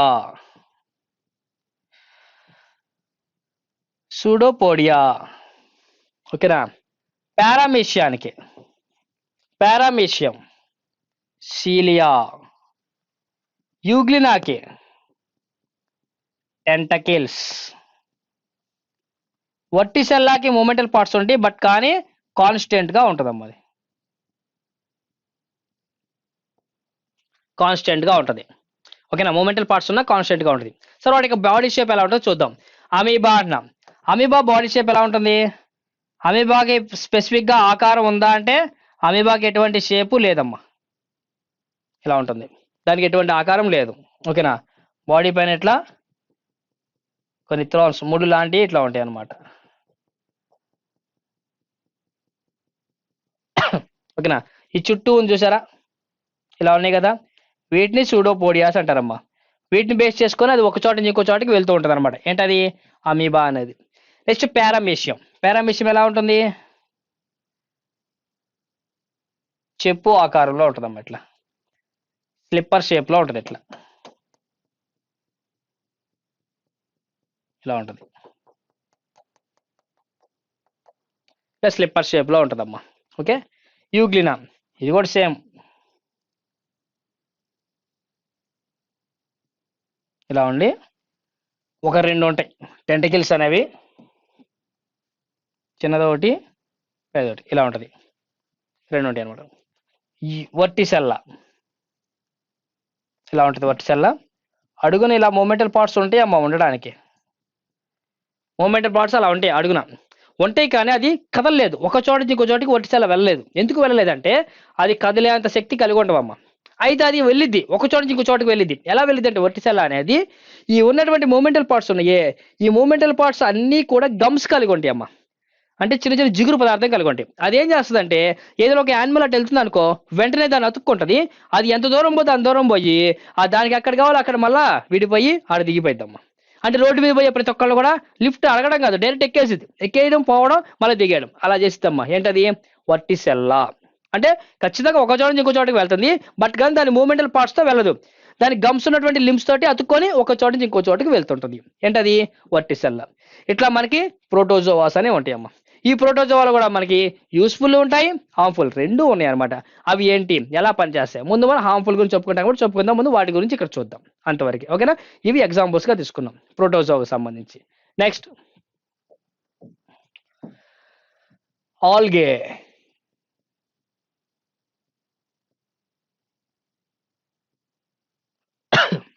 ఆల్గే, ఆల్గే అని తెలుగులో శైవలాలు అంటారమ్మా. శైవలాలు అంటాం. శైవలాలు అంటే వృక్షరాజ్యం, మొక్క జాతికి చెందినటువంటివి ఆల్గే, శైవలాలు అండి. అయితే ఇవి చూడండి, మరి శైవలము ప్లాంట్ అన్నామంటే ఆల్గేస్ మొత్తం కూడా ఆటోట్రోపికా హెట్రోట్రోపికా అంటే ఆటోట్రోపిక్ న్యూట్రియంట్స్. ఆటోట్రోపిక్, ఓకేనా? ఆటోట్రోపిక్ న్యూట్రియంట్స్ అంటే అవన్నీ కూడా స్వయం పోషకాలు, స్వయంగా ఆహారాన్ని తయారు చేసుకునే జీవులమ్మ. ఏంటవి? ఆల్గే అనేవి. వీటికి ఎగ్జాంపుల్స్ చూడండి, blue green algae,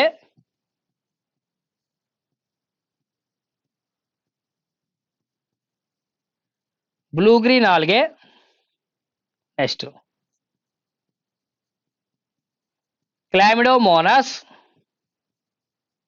Chlamydomonas, red algae,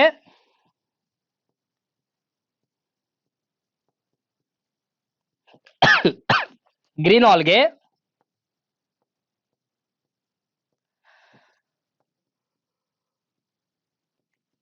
brown algae. ఇట్లా నెంబర్ ఆఫ్ ఇవన్నీ కూడా ఆల్గే అమ్మ. ఆల్గే అంటే పాచి మొక్కలు, శైవలాలు పాచి మొక్కలు అంటాం అనమాట.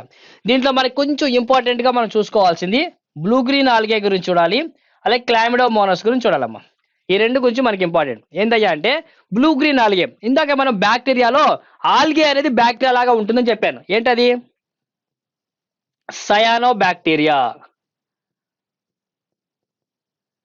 అని చెప్పుకున్నాం, గుర్తుందమ్మా? Cyanobacteria equal to blue green algae, రెండు ఒకటేనమ్మా.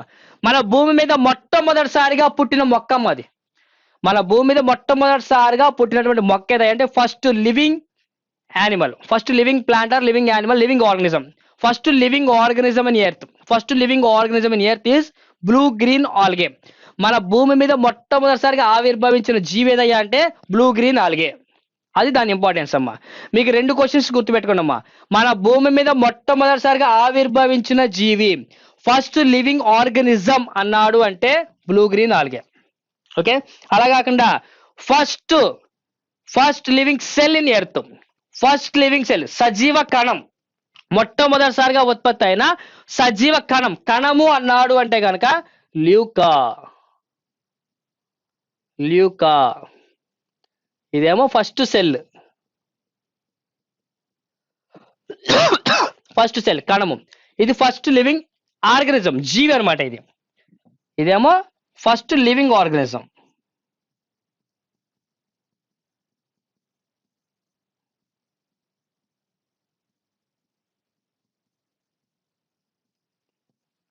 ఫస్ట్ లివింగ్ ఆర్గనిజం ఏదయ్యా అంటే blue green algae. First cell in earth అంటే మాత్రం LUCA. LUCA full form అడుగుతారమ్మా.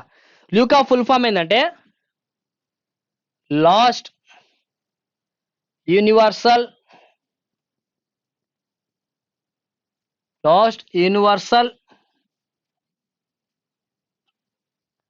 Common ancestor.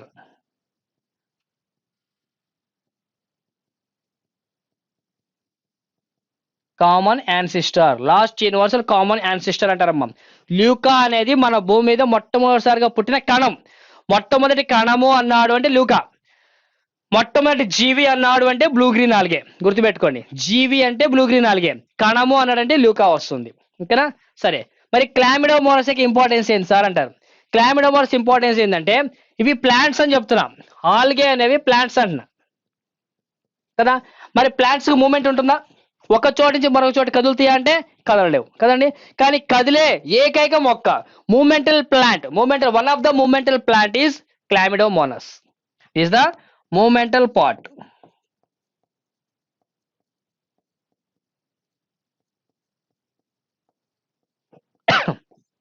One of the momental plant is Chlamydomonas.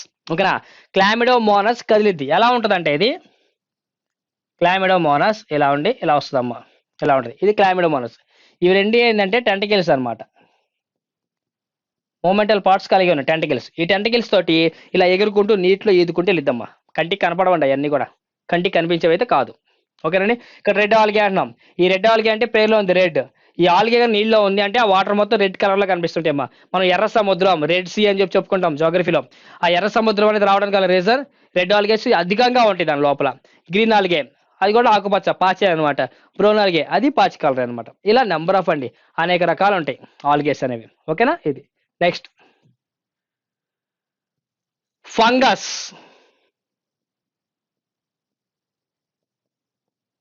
Fungi, దీన్ని తెలుగులో శిలీంధ్రము, శిలీంధ్రము అంటారమ్మా, శిలీంధ్రం. ఓకేనా. మరి fungus అనేది ప్లాంట్ కి సంబంధించిందమ్మా. ఇది ప్లాంటే, ప్లాంట్ కింగ్డమ్ కి సంబంధించిందే ఫంగస్. అయితే ప్లాంట్స్ మొత్తం కూడా ఆటోట్రోపిక్సా హెటరోట్రోపిక్సా? ఆటోట్రోపిక్ న్యూట్రియంట్స్ కదండి. కానీ ఫంగస్ అనేది మాత్రం heterotrophic plant. Most important bit, heterotrophic plant.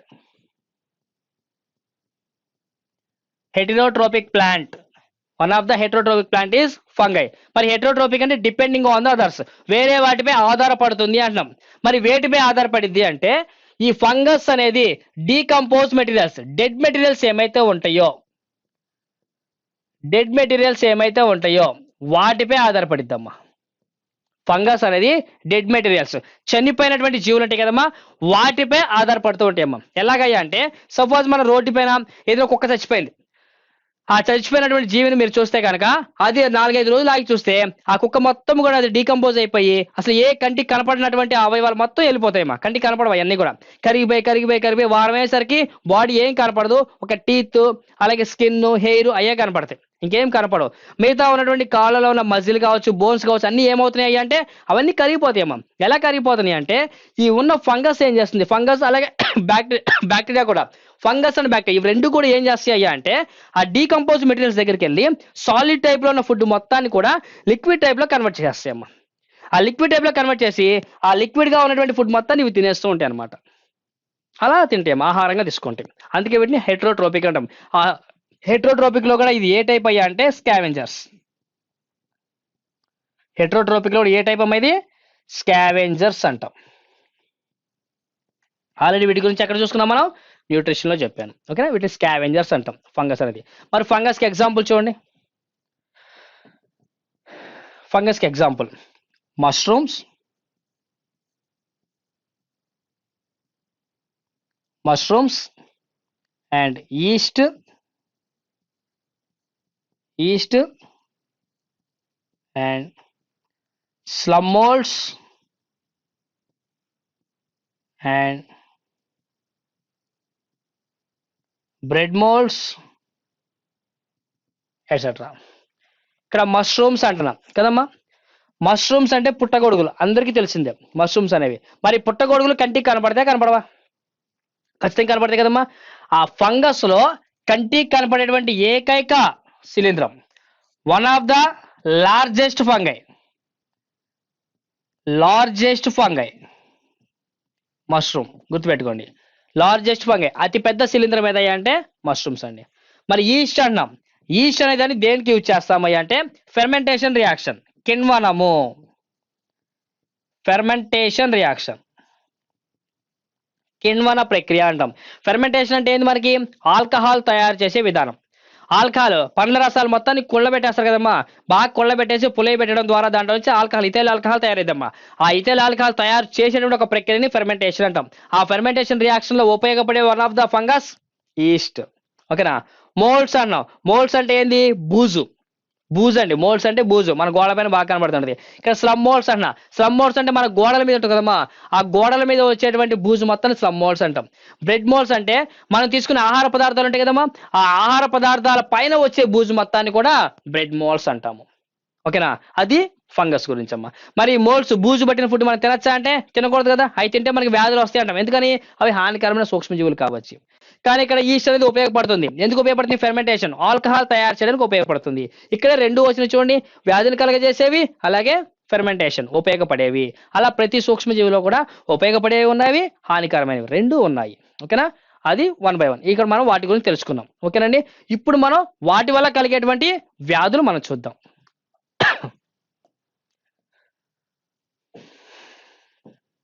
చూడండి, ఫస్ట్ వైరస్. Virus diseases. మీరు ఇక్కడ గుర్తుపెట్టుకోవాల్సింది ఏంటంటే డిసీజ్ నేము, వైరస్ నేము, ఇవి రెండు బాగా గుర్తుపెట్టుకోండి. డిసీజ్ నేము, వైరస్ నేము గుర్తుపెట్టుకోండి. దానితో పాటు ఆ డిసీజ్ దేని వల్ల వస్తుంది అంటే వైరస్ వస్తుంది, ఓకే, ఆ వైరస్ ని మోసుకొచ్చే వెక్టార్, వాహకం అంటున్నాం కదా, ఆ వెక్టార్స్ ఏంటి అనేది కూడా మనం రాసుకోవాలండి. ఆ మూడు గుర్తుపెట్టుకోండి చాలు, ఇంకేం వద్దు. మనకి ఎగ్జామ్ లో వైరస్ నేమ్ ఇస్తాడు, ఆ వైరస్ వల్ల కలిగే వ్యాధి ఏంటి, ఆ వ్యాధి పేరు ఇస్తాడు. ఓకేనా? అయితే ఆ వైరస్ అనేది ఏది మోసుకొని రావడం, ఫుడ్ వల్ల వస్తుందా, ఎయిర్ వల్ల వస్తుందా, లేకపోతే వాటర్ వల్ల వస్తుందా, ఇన్సెక్ట్స్ వల్ల వస్తుందా అనేది కూడా మనం రాసుకుందాం. అలాగే మన బాడీలో ఏ ఆర్గానికి వస్తుంది అది కూడా రాసుకుందాం. ఏ ఆర్గానికి వస్తుందో కూడా రాసుకుంటే మనకి ఇంపార్టెంట్, మనకి అది కూడా రావచ్చు. అంతేగాని సిమ్టమ్స్ ఇవి ఎక్కువగా అడగట్లేదమ్మా. ఓకేనా? ఇది చూడండి, ఫస్ట్ 1 బై 1 ముందు డిసీజెస్ రాద్దాం. First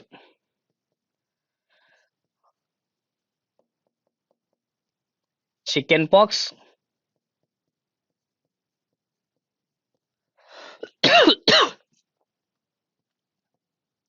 chicken pox first disease. Second measles. Third smallpox.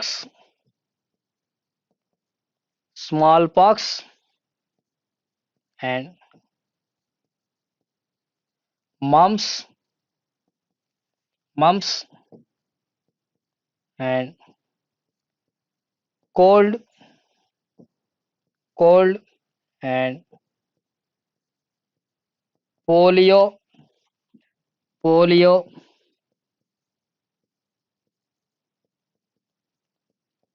Rabies.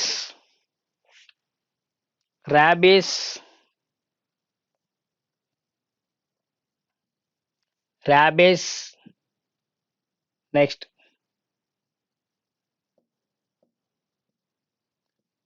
dengue.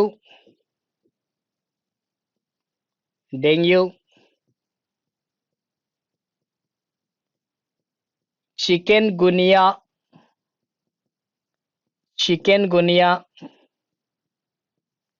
Next Japanese encephalitis.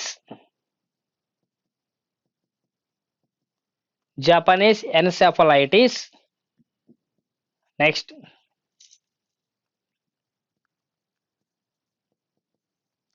swine flu.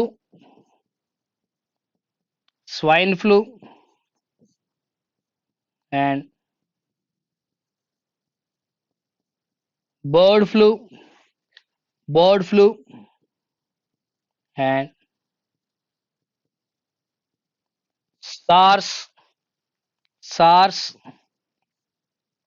And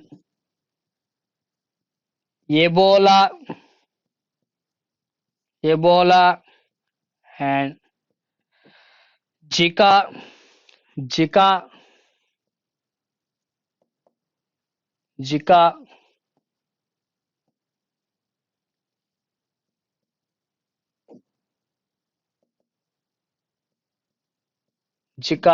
And AIDS. And hepatitis.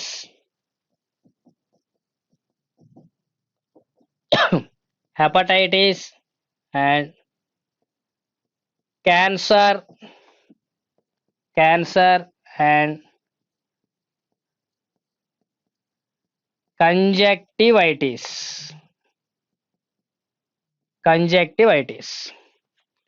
Maximum 19 వ్యాధులు రాసుకున్నామండి. దాంట్లో 1 బై 1 చూడండి. ఫస్ట్ చూడండి, మనకి chickenpox, measles, smallpox, mumps, cold, polio, rabies, 7 వ్యాధులు చెప్పుకున్నాం. ఇవన్నీ diseases, ఇవన్నీ కూడా డిసీజెస్ అమ్మా. ఇవి డిసీజ్ నేమ్స్. ఓకేనా. నెక్స్ట్ మనం ఏం రాసుకోవాలి, వైరస్ నేమ్ రాయాల. వైరస్ నేమ్ తర్వాత ఆ డిసీజ్ ఏ ఆర్గాన్కి వస్తుందో రాద్దాం. దాని తర్వాత దాని యొక్క వెక్టార్ రాద్దాం, ఏది మోసుకొని వస్తుంది,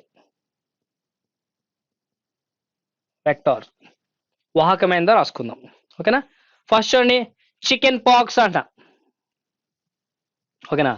చికెన్ పాక్స్ వ్యాధిని తీసుకొచ్చి వైరస్ పేరు, వైరస్ పేరేంటి, varicella virus, varicella virus.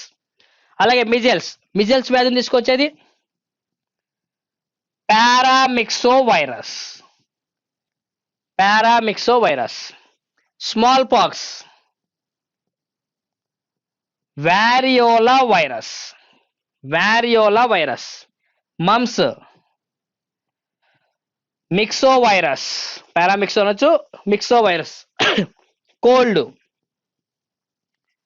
Rhino virus, cold rhinovirus. Polio enterovirus, polio enterovirus. Rabies rhabdovirus, ఏంటమ్మా ర్యాబిస్కి, ర్యాబ్డో వైరస్. ఓకేనా. ఇవన్నీ వైరస్ పేర్లు అనమాట. నెక్స్ట్ అలాగే ఆర్గాన్స్, ఏ ఆర్గాన్కి వస్తుంది చూద్దాం.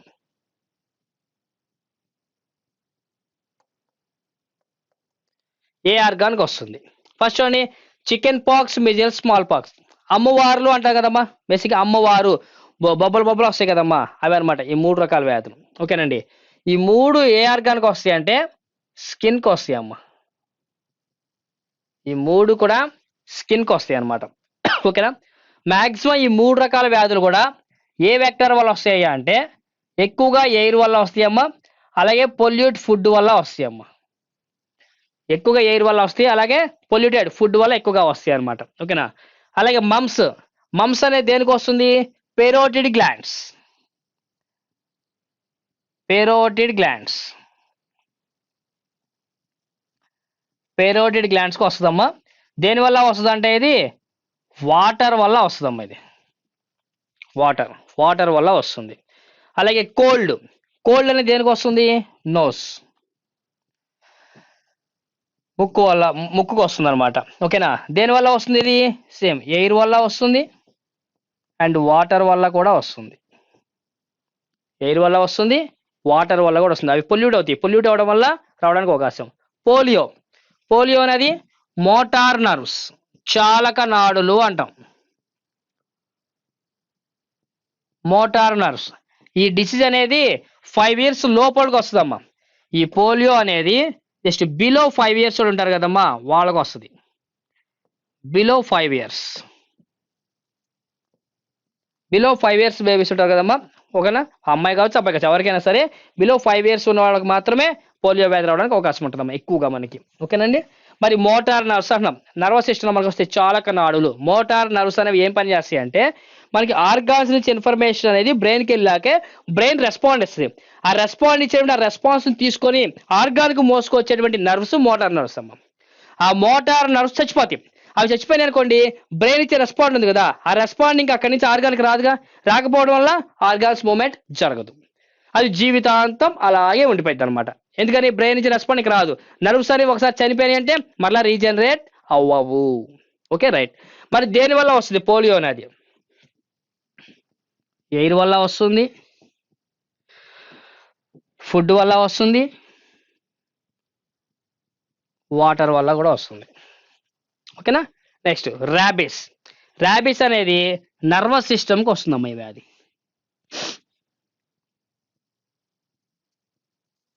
నర్వస్ సిస్టమ్కి వస్తుంది.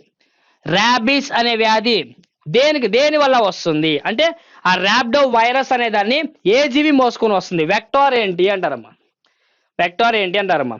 అయితే ఇక్కడ చాలా మంది చూడమ్మా, ర్యాబీస్ అనగానే గుర్తుకొచ్చే ఒకే ఒక జీవి కుక్క. నాకు తెలిసి మాక్సిమం అందరూ కూడా కామెంట్స్ లో డాగ్ డాగ్ డాగ్ అని పెట్టేసి ఉంటారు. ఓకేనండి.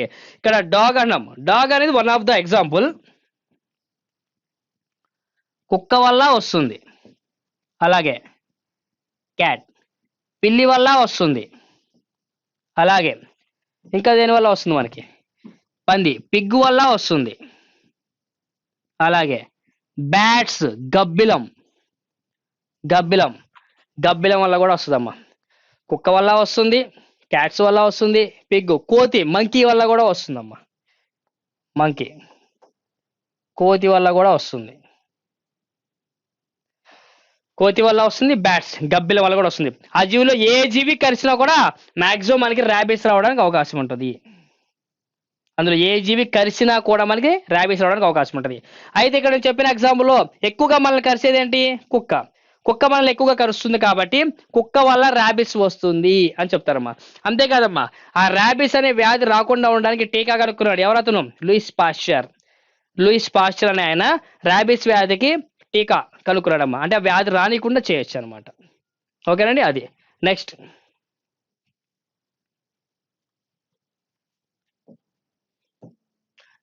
Dengue. Dengue, flavivirus, chicken గున్యా,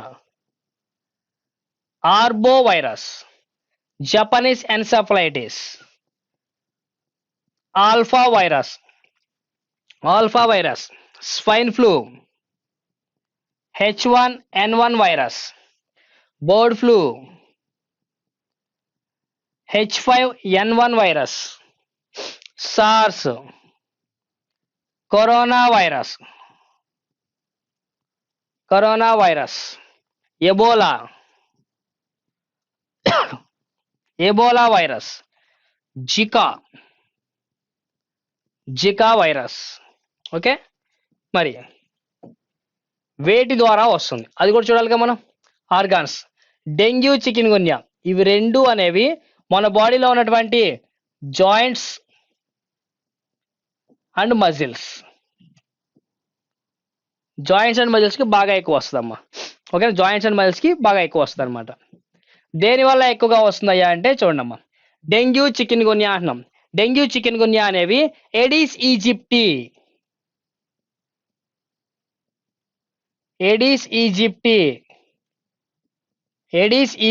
mosquito వల్ల వస్తుందమ్మా. ఎడీస్ ఈజిప్టి మస్కిటో, ఆడ ఎడీస్ ఈజిప్టి ఒక దోమ ఉంటుందమ్మా, పగటి సమయంలో కుడుతుంటుంది అనమాట. ఆ దోమ కాటు వల్ల డెంగ్యూ, చికెన్ గున్యా రావడం జరిగిందండి. నెక్స్ట్ జపనీస్ ఎన్సెఫలైటిస్, దీన్ని మెదడు వాపు అంటారమ్మా. మెదడు వాపు, తెలుగులో జపనీస్ ఎన్సెఫలైటిస్ అంటే తెలుగులో మెదడు వాపు అంటాం దీన్ని.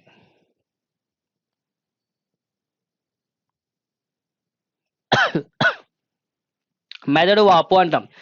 ఇది దేనికి వస్తుంది? పేరులో ఉంది మెదడు అంటే బ్రెయిన్కి వస్తుందమ్మా. బ్రెయిన్. దేనివల్ల వస్తుందయ్యా అంటే ఇది పిగ్స్, పందుల వల్ల వస్తుందమ్మా. పందుల వల్ల జపనీస్ ఎన్సెఫలైటిస్ అనేది వస్తుందండి. Next swine flu, bird flu, SARS, Ebola, ఇవి 4 కూడా మన శరీరంలో లంగ్స్కి అటాక్ అవుతాయి అమ్మా. ఈ 4 కూడా లంగ్స్కి అటాక్ అవుతాయి అమ్మా. మ్యాక్సిమం ఇవి దేని వల్ల వస్తాయి అంటే చూడండి, ఇక్కడ స్వైన్ ఫ్లూ అంటున్నాం. ఫస్ట్ స్వైన్ ఫ్లూ అనేది స్వైన్ జాతికి చెందిన పంది వల్ల వస్తుందమ్మా. మనకి ఎర్రగా పందులు ఉంటాయి కదమ్మా, చాలా పొడుగు ఎంత ఉంటాయి, వాటి వల్ల వస్తుందమ్మా. స్వైన్ పిగ్స్ వల్ల స్వైన్ ఫ్లూ వస్తుంది అనమాట. బర్డ్ ఫ్లూ అనేది దేని వల్ల వస్తున్నాయా అంటే బర్డ్స్, ఆ బర్డ్స్ లో కూడా హెన్స్. ఓకేనా. సార్స్ అంటున్నాం. సార్స్ అనేది బ్యాట్స్ వల్ల వస్తుందమ్మా. బ్యాట్స్, గబ్బిలం వల్ల వస్తుంది, ఎయిర్ వల్ల కూడా వస్తుంది. ఎబోలా అనేది దేని వల్ల వస్తుంది అంటారు? ఎబోలా కూడా బ్యాట్స్ వల్లే వస్తుంది. చూడ, ఎబోలా కూడా బ్యాట్స్ వల్లే వస్తుందమ్మా. మాక్సిమం ఫ్లూ అనేవి ఎక్కువ శాతం బ్యాట్స్ వల్లే రావడానికి అవకాశాలు ఎక్కువ ఉంటాయండి. ఓకేనా. Next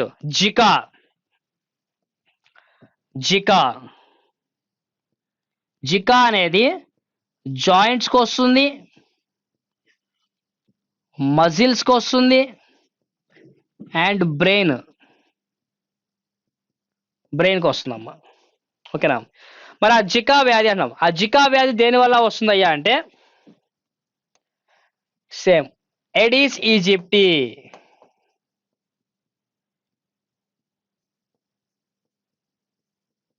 Aedes aegypti mosquito.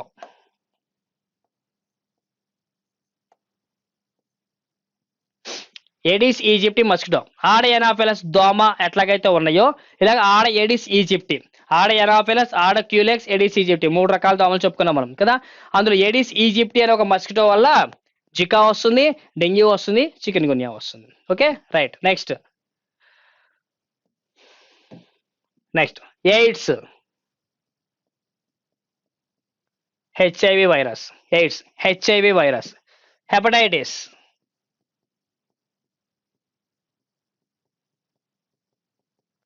Hepatitis B virus. చాలా ఉన్నాయమ్మా, ABCDE చాలా ఉన్నాయి.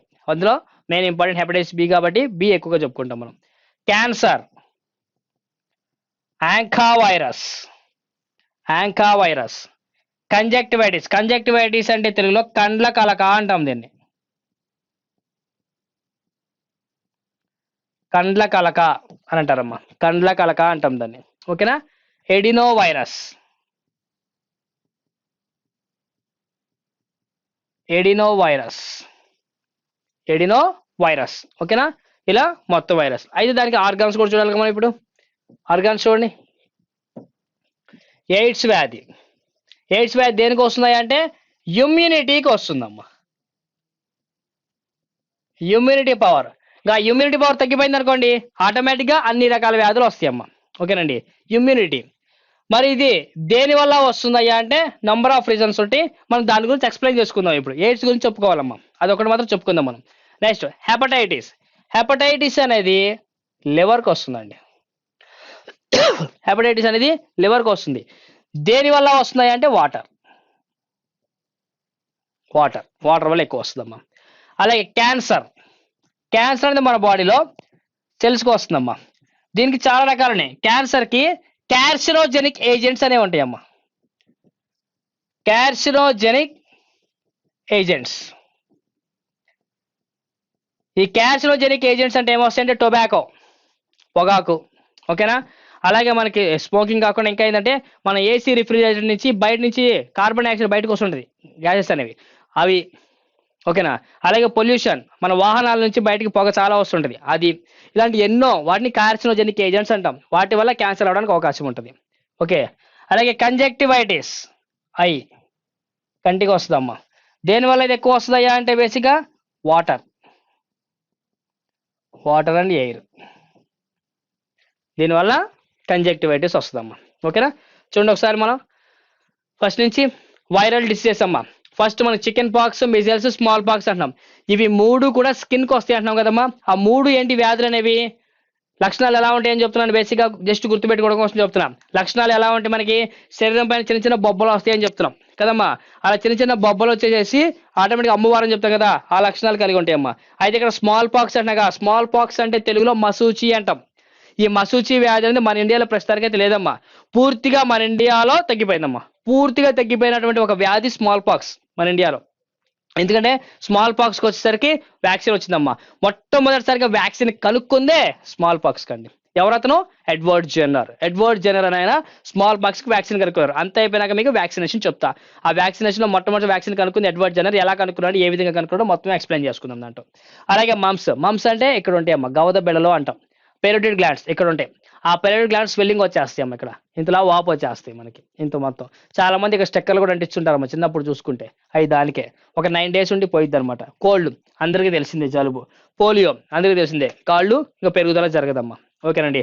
ఆ పోలియో కూడా వ్యాక్సిన్స్ వచ్చేసినాయి అండి. అలాగే ర్యాబిస్, ర్యాబిస్ వ్యాధి లక్షణం ఏందయ్యా అంటే హైడ్రోఫోబియా. ఎందుకంటే నీటిని చూసి భయపడతారమ్మా. నీటిని చూసి భయపడే లక్షణం ప్రత్యేకంగా వస్తుంది ర్యాబిస్ వ్యాధిగ్రస్తులకి. ఓకే. అందుకే ర్యాబిస్కి ఇంకొక పేరు ఉందమ్మా. ర్యాబిస్కి ఉన్న మరొక పేరే హైడ్రోఫోబియా. హైడ్రోఫోబియా, హైడ్రోఫోబియా అంటాం ర్యాబిస్ ని.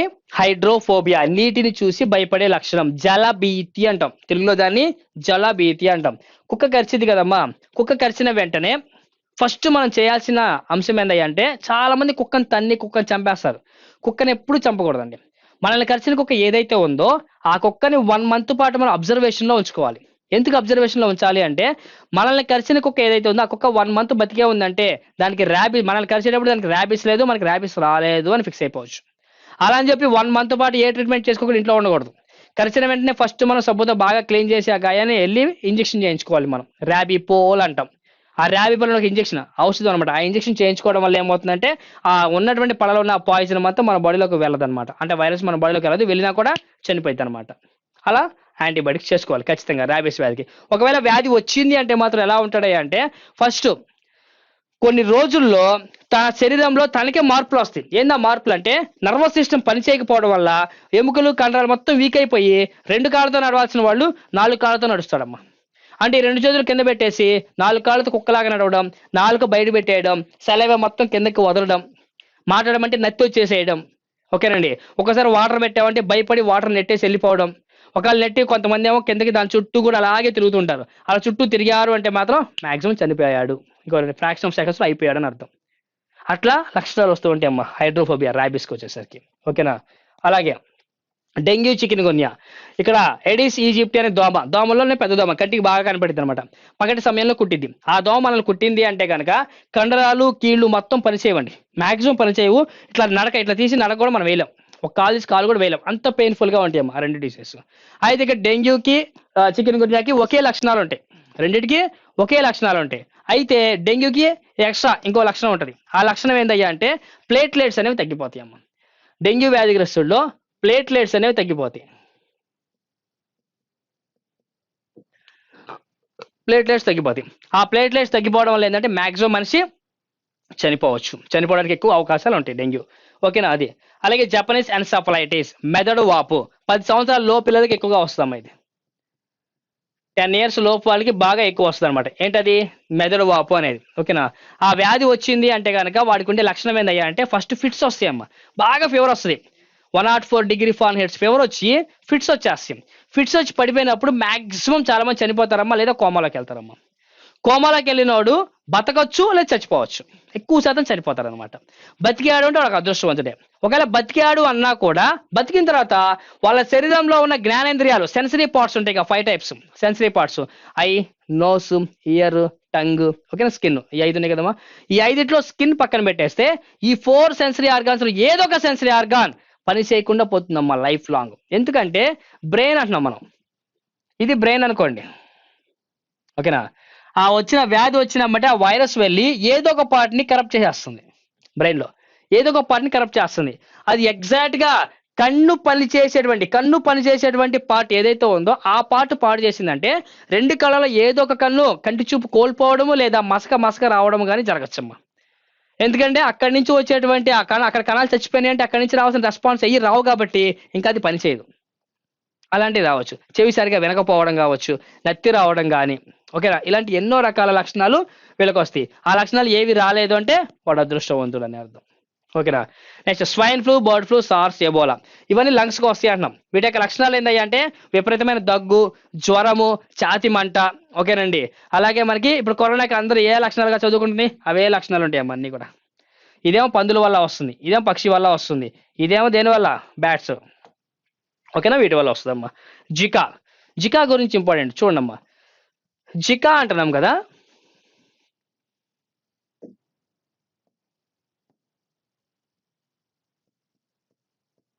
జికా అంటున్నాం కదమ్మా.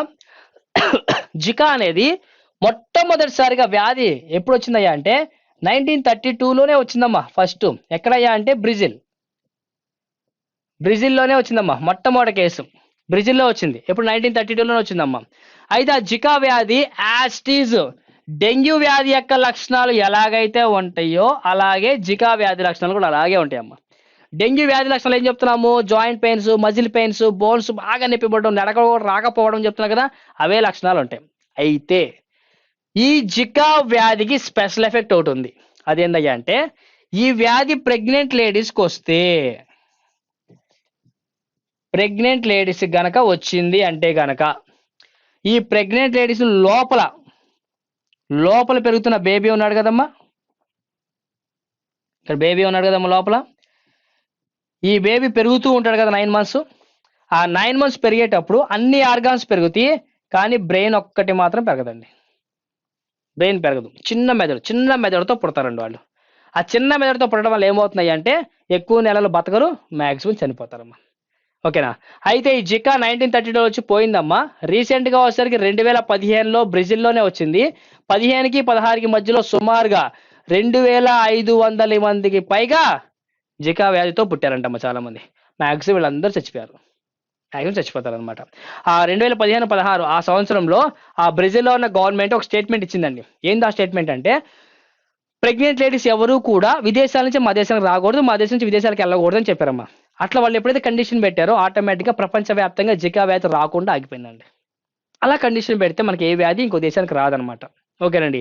అట్లా చేశారు. అయితే ప్రస్తుతానికి జికాకు మాత్రం వ్యాక్సిన్ కనుక్కునేటువంటి ఇదిలో ఉన్నారమ్మా.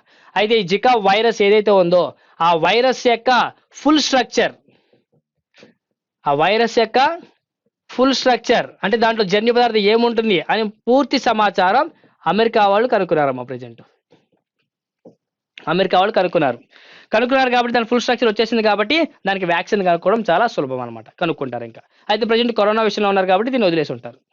ఓకేనా. అలాగే ఎబోలా అంటున్నాం. ఎబోలా అనేది మొట్టమొదటిసారిగా 1976లోనే నైజీరియా ప్రాంతంలో వచ్చిందంటమ్మా. ఓకేనా.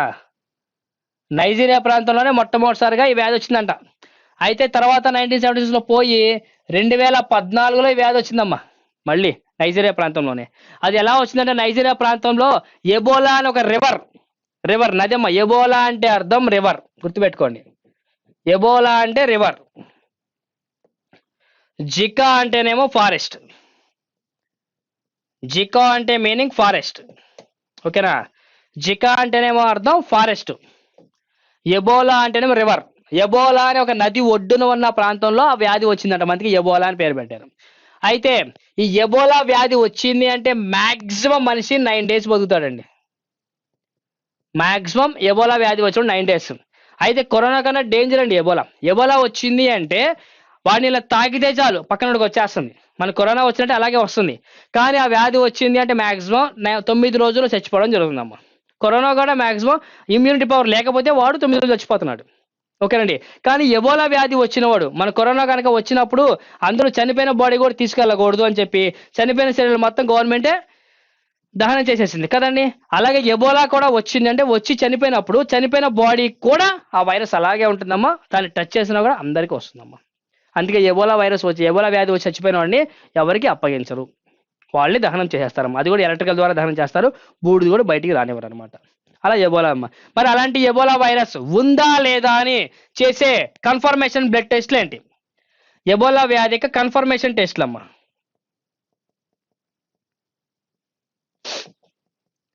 కన్ఫర్మేషన్ టెస్ట్, ఎబోలా వచ్చిందా రాలేదని కన్ఫర్మ్ చేసే బ్లడ్ టెస్ట్ ఏంటి అవి? పురుషుల లోపల సెక్షువల్ ఫ్లూయిడ్ సెమిన్ అనేది ఉంటుంది కదమ్మా. పురుషుల్లో సెక్సువల్ ఫ్లూయిడ్ సెమిన్ అనేది ఉంటుంది కదమ్మా. వీర్యము అంటాం తెలుగులో. ఆ వీర్యంలో తగ్గిపోయిన 6 నెలల పాటు బతికే ఉంటుందమ్మా. 6 months. ఓకేనా. ఎబోలా అనేది మనిషిలో అబ్బాయి గనక జంటు గనక వచ్చింది అంటే వచ్చి తగ్గిపోయింది అంటే ఆ తగ్గిపోయిన శరీరం లోపల తగ్గింది అనుకోకూడదమ్మా. వాడికి సెమిన్ లో 6 months వరకు బతికే ఉంటదంట. అంటే 6 నెలల్లో గనక వాడు సెక్షువల్ రీప్రొడక్షన్ జరిపాడు అంటే మాక్సిమం ఆ ఉన్న వైరస్ త్వరగా బయటకు వచ్చేసేసి వాడు 9 days కాదమ్మా 3 days లో అయిపోతాడమ్మా. అంత వేగంగా స్ప్రెడ్ అయిపోయి అంత వేగంగా లంగ్స్ ని పాడు చేసి మనిషిని చంపేస్తుందంటమ్మా. వాడు చేస్తాడు, అది చచ్చింది, ఇద్దరు చచ్చిపోతారు అనమాట. ఓకే. సెక్షువల్ రీప్రొడక్షన్ జరపడం వల్ల. ఓకేనండి. కాబట్టి ఈ వ్యాధి వచ్చింది అంటే maximum 6 to 8 months sexual reproduction లో పార్టిసిపేట్ చేయకూడదు, కరోనా వైరస్ వచ్చినా కూడా. ఓకేనండి. అది ఎబోలాకు సంబంధించండి. Next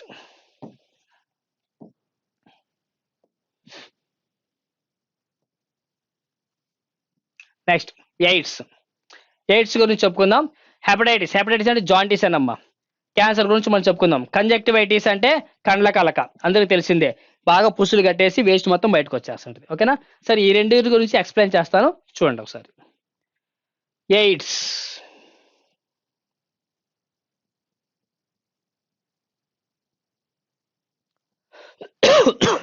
AIDS full form. AIDS యొక్క ఫుల్ ఫామ్ ఏంటమ్మా? acquired immunodeficiency syndrome. Acquired immunodeficiency syndrome కదమ్మా. అందరూ ఈ డెఫినేషన్ తెలుసమ్మా. ఎయిడ్స్ యొక్క ఫుల్ ఫామ్ అందరికీ తెలుసు, అక్వైర్డ్ ఇమ్యూనోడెఫిషియన్సీ సిండ్రోమ్ అని అందరికీ తెలుసు. అంటే మీనింగ్ ఏంటి, అర్థం ఏంటి? అక్వైర్డ్ అన్నాం. అక్వైర్డ్ అంటే రిసీవింగ్, అర్జించడం, తీసుకోవడము అని అర్థం. అక్వైర్డ్ మీన్స్ ఇమ్యూనో మీన్స్ వ్యాధి నిరోధకత, ఇమ్యూనిటీ పవర్. డెఫిషియన్సీ తగ్గించేది. Syndrome receiving of all diseases, collecting of all diseases, అన్ని వ్యాధులని స్వీకరించడం, అన్ని వ్యాధులు కలిపి అని అర్థం. ఓకేనా? అంటే టోటల్ మీనింగ్ ఏందయ్యా అంటే మనిషిలో ఉన్న ఇమ్యూనిటీ పవర్ని తగ్గించి అనేక వ్యాధులని తీసుకునే ఒక వ్యాధి ఎయిడ్స్. ఓకే, ఎక్వైర్డ్ అంటే తీసుకుంటున్నాం. వేటిని తీసుకుంటున్నాము? అనేక వ్యాధులను తీసుకుంటున్నాము. దేనివల్ల? వ్యాధి నిరోధకత, ఇమ్యూనిటీ పవర్ తగ్గిపోవడం వల్ల దాన్ని ఎయిడ్స్ అంటాం. ఓకేనా? మరి ఎయిడ్స్ వ్యాధి మొట్టమొదటిసారిగా ఏ సంవత్సరంలో కేసు నమోదైంది? ఫస్ట్ ఏ సంవత్సరంలో, ప్రపంచంలో ఫస్ట్ ఏ సంవత్సరంలో కేసు నమోదైందయ్యా అంటే 1981. 1981లో మొట్టమొదటిసారిగా కేసు నమోదైందమ్మా. ఎక్కడ నమోదైంది ఫస్ట్ కేసు అనేది? యుఎస్ఏ, అమెరికాలో మొట్టమొదటి కేసు నమోదైందమ్మా. ఓకేనా? మన ఇండియాలో ఫస్ట్ కేసు ఎప్పుడు నమోదైంది? మన ఇండియాలో ఫస్ట్ కేసు ఎప్పుడు నమోదైందయ్యా అంటే 1986 చెన్నై. 1986 చెన్నై. మన ఏపీలో మొట్టమొదటి కేసు ఎప్పుడు నమోదైంది? 1987 హైదరాబాదే లెక్కేసుకోవాలమ్మా మనం. ఓకేనండి, 1987 హైదరాబాద్. చూడండి, ప్రపంచంలో మొట్టమొదటి ఎయిడ్స్ కేసు ఎప్పుడు నమోదైందంటే 1981 యుఎస్ఏ, అమెరికాలో నమోదైంది. అలాగే మన ఇండియాలో మొట్టమొదటి ఎయిడ్స్ కేసు ఎప్పుడు నమోదైందంటే 1986 చెన్నైలో నమోదైంది. అలాగే మన ఏపీలో మొట్టమొదటి ఎయిడ్స్ కేసు ఎప్పుడు నమోదైందంటే 1987 హైదరాబాద్లో కేసు నమోదైందమ్మా. ఓకే, మరి ఆ ఎయిడ్స్ వ్యాధి అనేది ఒక వైరస్ వల్ల వస్తుంది అని చెప్పి ఏ సంవత్సరంలో కనుక్కున్నారు అంటారండి? చూడండి, 1983లో ల్యూక్ మ్యాంటిగ్నైర్ అనే ఒక శాస్త్రవేత్త అమ్మ. ల్యూక్ మ్యాంటిగ్నైర్ అనే ఒక శాస్త్రవేత్త ఎయిడ్స్ వ్యాధి అనేది ఒక వైరస్ వల్ల వ్యాప్తి చెందుతుంది అన్న విషయాన్ని కనుక్కున్నాడమ్మ. అయితే ఆ వైరస్కి ఒక పేరు కూడా పెట్టాడు. అతను పెట్టిన పేరు ఏందయ్యా అంటే ఆ వైరస్ పేరు LAV2 అని పేరు పెట్టాడమ్మా. అంటే ఫుల్ ఫామ్ ఏందయ్యా అంటే లింఫోడినోపతి అసోసియేటెడ్ వైరస్.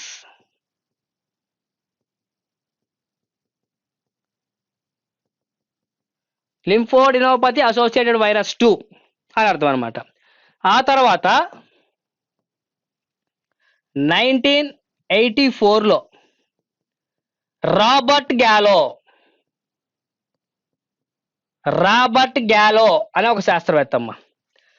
1984లో రాబర్ట్ గ్యాలో అనే ఒక శాస్త్రవేత్త సేమ్ అదే వైరస్ కి ఇంకొక పేరు పెట్టాడు, HTLV3 అని పేరు పెట్టాడమ్మా. దానికే అంటే హ్యూమన్ టీ-సెల్ లింఫోట్రోపిక్ వైరస్.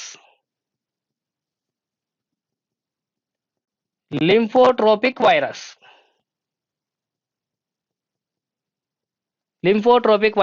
3 అని పేరు పెట్టాడమ్మా. ఆ తర్వాత వాళ్ళిద్దరు కలిసి ఆ వైరస్ కి LAV2 HTLV3 అని కాకుండా డైరెక్ట్ గా ఒకటే పేరు ఏం పెట్టారయ్యా అంటే హెచ్ఐవి అని పెట్టారమ్మా. ఆ వైరస్ కి వాళ్ళు పెట్టిన పేరు ఏంటంటే హెచ్ఐవి అని పేరు పెట్టారమ్మా. హెచ్ఐవి అన్నాం. హెచ్ఐవి యొక్క ఫుల్ ఫామ్ ఏంటి? Human immuno deficiency virus. Human immunodeficiency virus. ఓకేనా? అంటే మనిషి యొక్క వ్యాధి నిరోధక శక్తిని నాశనం చేసే ఒక వైరస్ హెచ్ఐవి వైరస్. ఓకే, మన హెచ్ఐవి వైరస్ యొక్క జనరల్ పాయింట్స్ ఒకసారి చూద్దామమ్మా. దాని యొక్క జనరల్ పాయింట్స్ చూడండి.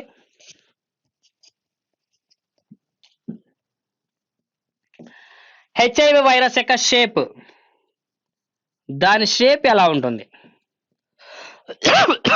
దాని షేప్ ఎలా ఉంటుంది? హెచ్ఐవి స్పెసిఫిక్ గా షేప్ ఉంటుందంటే ఉండదమ్మా. ఫ్రాక్షన్ ఆఫ్ సెకండ్స్ దాని యొక్క షేప్ ని మార్చుకుంటూ ఉంటుందమ్మా. Fraction of seconds HIV virus అనేది దానికి ఆకారాన్ని మార్చుకుంటూ ఉంటుందంటమ్మా. అలా ఎప్పుడు కూడా దానికి ఆకారాన్ని మార్చుకుంటూ ఉంటుంది కాబట్టి, అనేక ఆకారాలు కలిగి ఉంటుంది కాబట్టి దాన్ని ఐకాసాహైడ్రాల్ అంటారమ్మా. దాన్ని ఐకాసాహైడ్రాల్ అని అంటారండి. ఓకే, అలాగే హెచ్ఐవికి ఒక ఫ్యామిలీ ఉందండి. హెచ్ఐవికి ఒక ఫ్యామిలీ ఉంది. ఆ ఫ్యామిలీ పేరు ఏందయ్యా అంటే రిట్రోవిరిడే అనే ఒక ఫ్యామిలీ ఉందమ్మా. ఆ ఫ్యామిలీకి చెందింది ఆ వైరస్. ఓకే, అలాగే హెచ్ఐవి వైరస్ అనేది ఫ్రాక్షన్ ఆఫ్ సెకండ్స్ దాని యొక్క రూపాన్ని మార్చుకుంటుంది అంటున్నా కదా.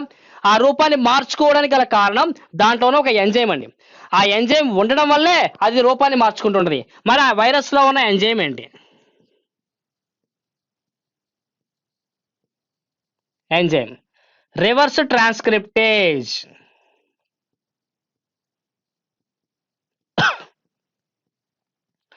రివర్స్ ట్రాన్స్క్రిప్టేజ్ అని ఒక ఎంజైమ్ ఉండడం వల్ల దానికి రూపాన్ని అది మార్చుకుంటూ ఉంటుందమ్మా అది. ఓకేనా, అలాగే దాని సైజ్ ఎంత ఉంటుంది? యావరేజ్ గా 120 నానోమీటర్స్ ఉంటుందమ్మా. యావరేజ్ గా 120 నానోమీటర్స్ ఉంటుందంటమ్మా. ఏంటది? హెచ్ఐవి వైరస్ యొక్క సైజు.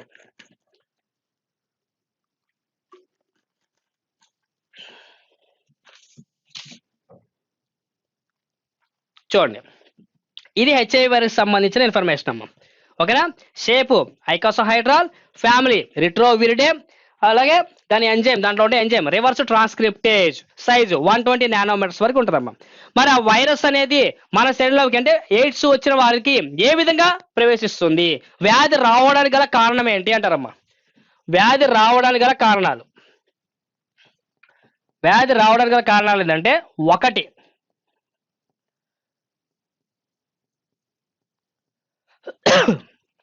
బ్లడ్ ట్రాన్స్ఫర్, బ్లడ్ ఒకరి నుంచి ఇంకోళ్ళకి ట్రాన్స్ఫర్ చేయడం వల్ల రావచ్చు. అలాగే సెక్షువల్ రిలేషన్స్,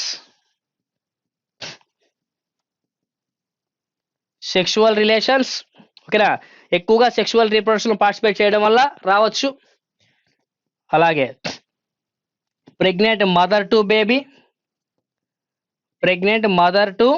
బేబీ, అలాగే షేవింగ్ బ్లేడ్స్ వాటి వల్ల వస్తుందమ్మా. అది ఎక్కువగా మాత్రం వీటి వల్ల వ్యాధి వస్తుంది. ఓకేనండి, నెక్స్ట్ ఈ కారణాల వల్ల వ్యాధి వస్తుంది అంటున్నాం. ఓకేనండి, అయితే ఆ వ్యాధి స్టేజెస్ ఎలా? ఎయిడ్స్ వ్యాధి యొక్క స్టేజెస్ ఎన్ని స్టేజెస్గా వ్యాధి రావడానికి అవకాశం ఉంది అంటారమ్మా. ఎయిడ్స్ వ్యాధి అనేది చూడండి, ఎయిడ్స్ వ్యాధి అనేది బేసిక్గా 4 స్టేజెస్లో ఉంటుందమ్మా. అదేంటంటే, first HIV enter,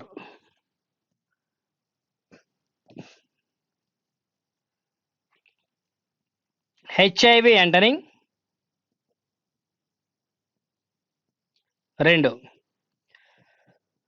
incubation period.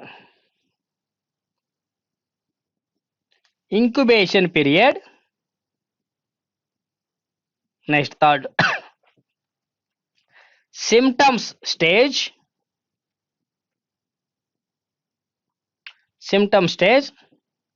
And 4th AIDS stage. మొత్తం 4 స్టేజెస్లో ఉంటుందమ్మా. ఎయిడ్స్ వ్యాధి రావడం అనేది మొత్తం 4 స్టేజెస్లో ఉంటుంది. ఫస్ట్ హెచ్ఐవి ఎంటరింగ్ అంటున్నాం. హెచ్ఐవి శరీరంలో ప్రవేశించడం ఎలా ప్రవేశిస్తుంది? ఇక్కడ మొత్తం 4 చెప్పాను కారణాలు. వ్యాధి రావడానికి 4 కారణాలు. బ్లడ్ రిలేషన్ వల్ల కావచ్చు, బ్లడ్ ట్రాన్స్ఫర్ కావచ్చు, సెక్షువల్ రిలేషన్స్ వల్ల కావచ్చు, ప్రెగ్నెంట్ మదర్ టు బేబీ కావచ్చు, సేవింగ్ బ్లడ్స్ వల్ల కావచ్చు. వీళ్ళు ఏదో కారణం వల్ల హెచ్ఐవి వైరస్ శరీరంలో ప్రవేశిస్తామా. అయితే హెచ్ఐవి వైరస్ అనేది శరీరం లోపలికి ప్రవేశించిన వెంటనే వ్యాధి లక్షణాలు బయటికి రావండి.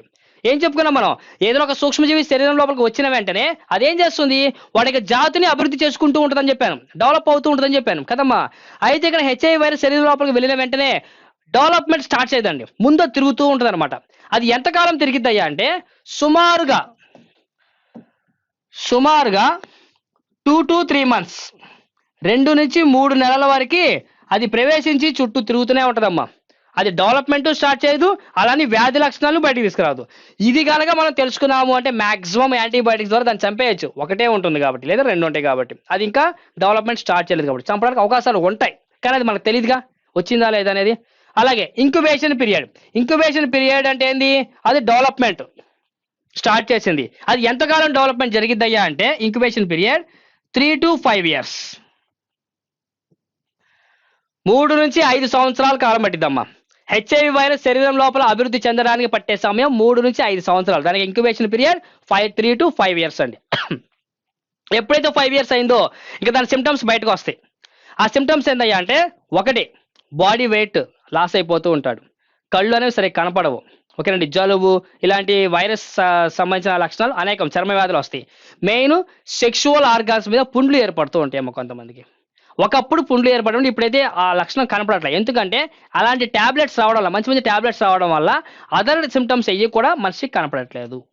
ఓన్లీ ఎయిడ్స్కి సంబంధించిన లక్షణాల్లో ఈ ఉన్నటువంటి స్కిన్ డిసీజెస్ రావట్లమ్మా ఇప్పుడు ప్రజెంట్. కానీ స్కిన్ డిసీజ్ కూడా వన్ ఆఫ్ ద సిమ్టమే దానికి కూడా. ఆ సిమ్టమ్స్ మొత్తం రావడానికి ఎంత సమయం పట్టిద్దయ్యా అంటే 2 to 4 years. ఆ సిమ్టమ్స్ మొత్తం రావడానికి 2 నుంచి 4 సంవత్సరాల సమయం పట్టిద్దమ్మా. థర్డ్ స్టేజ్కి 2 to 4 years. ఇంకా ఆ తర్వాత ఆ లక్షణాలు కంటిన్యూగా ఉంటాయేమో, దాన్నే ఎయిడ్స్ స్టేజ్ అంటారమ్మా. ఆ ఎయిడ్స్ స్టేజ్ అనేది అబౌ 10 years. అబౌ 10 years ఉంటుందమ్మా, అబౌ 10 years. అవి ఎయిడ్స్ యొక్క స్టేజ్ అమ్మా. అయితే ఎయిడ్స్ వ్యాధి వచ్చిందా రాలేదా, పాజిటివ్ ఆర్ నెగిటివ్ అని నిర్ధారణ చేస్తారు కదమ్మా. అలా AIDS HIV positive or negative అని నిర్ధారణ చేసిన టెస్ట్లు అమ్మా, బ్లడ్ టెస్ట్లు. ఎయిడ్స్ కన్ఫర్మేషన్ టెస్ట్,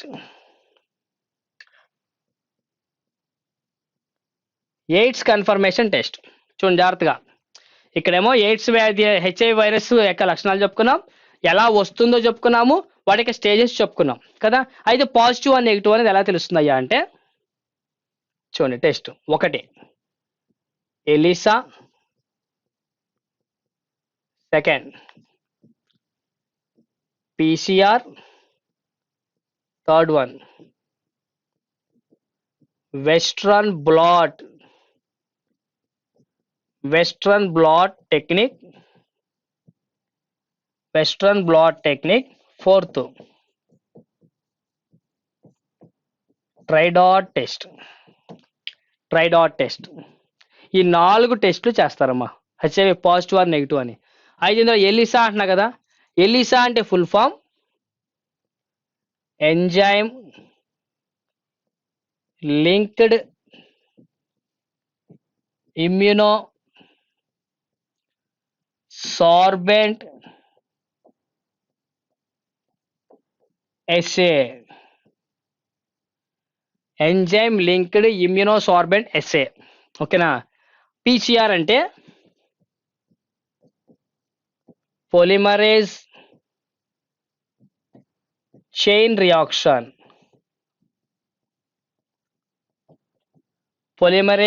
రియాక్షన్, ఓకేనా. ఈ 4 టెస్టులు చేస్తారమ్మా.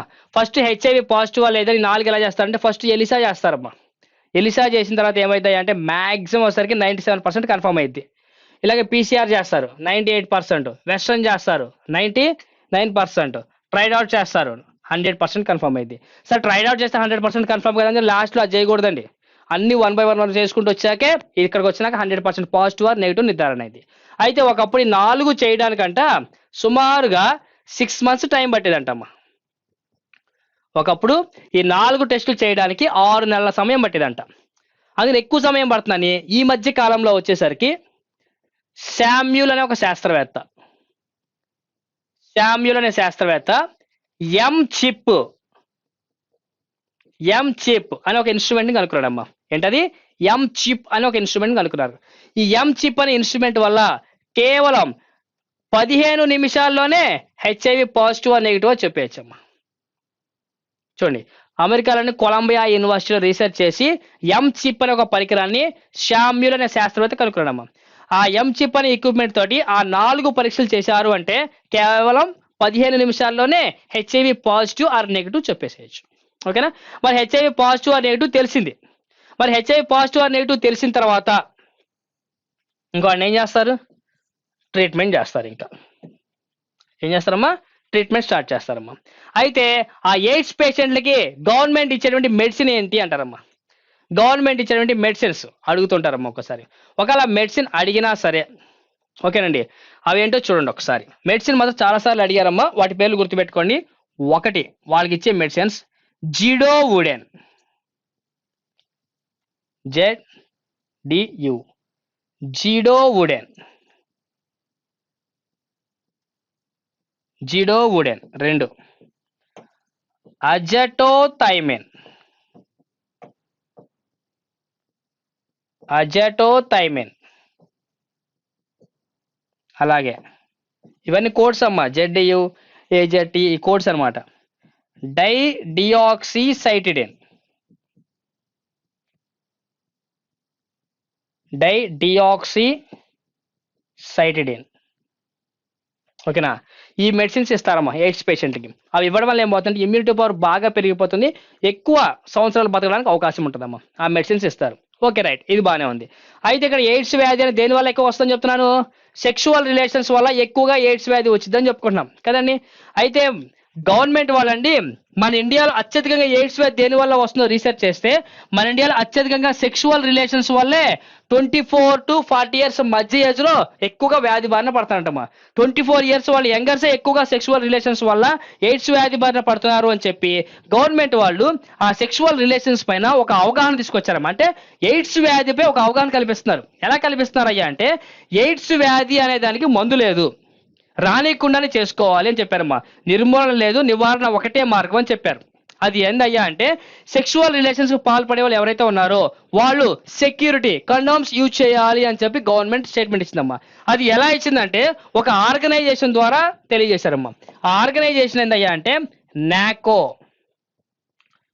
1992. నాకో అంటే national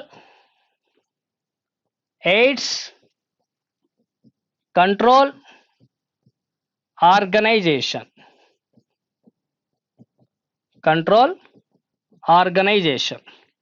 national AIDS control organisation. దీని ద్వారా అవగాహన కల్పించారమ్మా, ఎయిడ్స్ వ్యాధిపై అవగాహన కల్పించారమ్మా. నాకో సింబల్ ఏంది అంటారమ్మా? నాకో సింబల్ రెడ్ రిబ్బన్ రివర్స్లో ఇలా తిరిగి ఉంటుందమ్మా. రెడ్ రిబ్బన్ రివర్స్లో తిరిగి ఉంటుంది, అదే నాకో యొక్క సింబల్ అండి. ఓకేనా? అలాగే ఎయిడ్స్ వ్యాధిగ్రస్తుల్ని ఆదుకోవడానికి ముందుకు వచ్చిన సంస్థలు ఏమిటి అంటారమ్మా? ఎయిడ్స్ వ్యాధిగ్రస్తుల్ని ఆదుకోవడానికి ముందుకు వచ్చిన సంస్థలు అయ్యాయా అంటే ఆశా,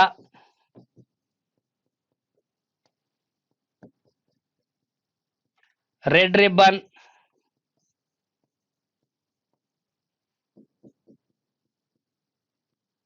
రెడ్ క్రాస్. వీళ్ళు ప్రస్తుతానికి ఎయిడ్స్ వ్యాధిగ్రస్తులకు కావాల్సిన ట్రీట్మెంట్ కానీ, వాళ్ళకి ఫుడ్ కానీ, లేదా మెడిసిన్స్ కానీ ఏమైనా సరే వాళ్ళే పంపిస్తారమ్మా. ప్రజెంట్ వాళ్ళు సపోర్ట్ ఇస్తున్నారనమాట వాళ్ళకి. ఓకేనండి? ఇది మనకి పూర్తిగా ఎయిడ్స్కి సంబంధించమ్మా. గుర్తుపెట్టుకోండి, ఇది ఎయిడ్స్కి సంబంధించింది. మ్యాక్సిమం ఒక బిట్ అయితే అడుగుతున్నారమ్మా. ఎయిడ్స్ నుంచి చాలాసార్లు అడిగారు, అందుకే కంప్లీట్ ఎయిడ్స్ గురించి కంప్లీట్ ఇన్ఫర్మేషన్ మనం ఇచ్చాం. ఓకే, రైట్, ఇది ఎయిడ్స్కి సంబంధించి. నెక్స్ట్ ఒకటే ఉంది, అది కూడా చెప్పుకొని ఆపుకుందాం. క్యాన్సర్.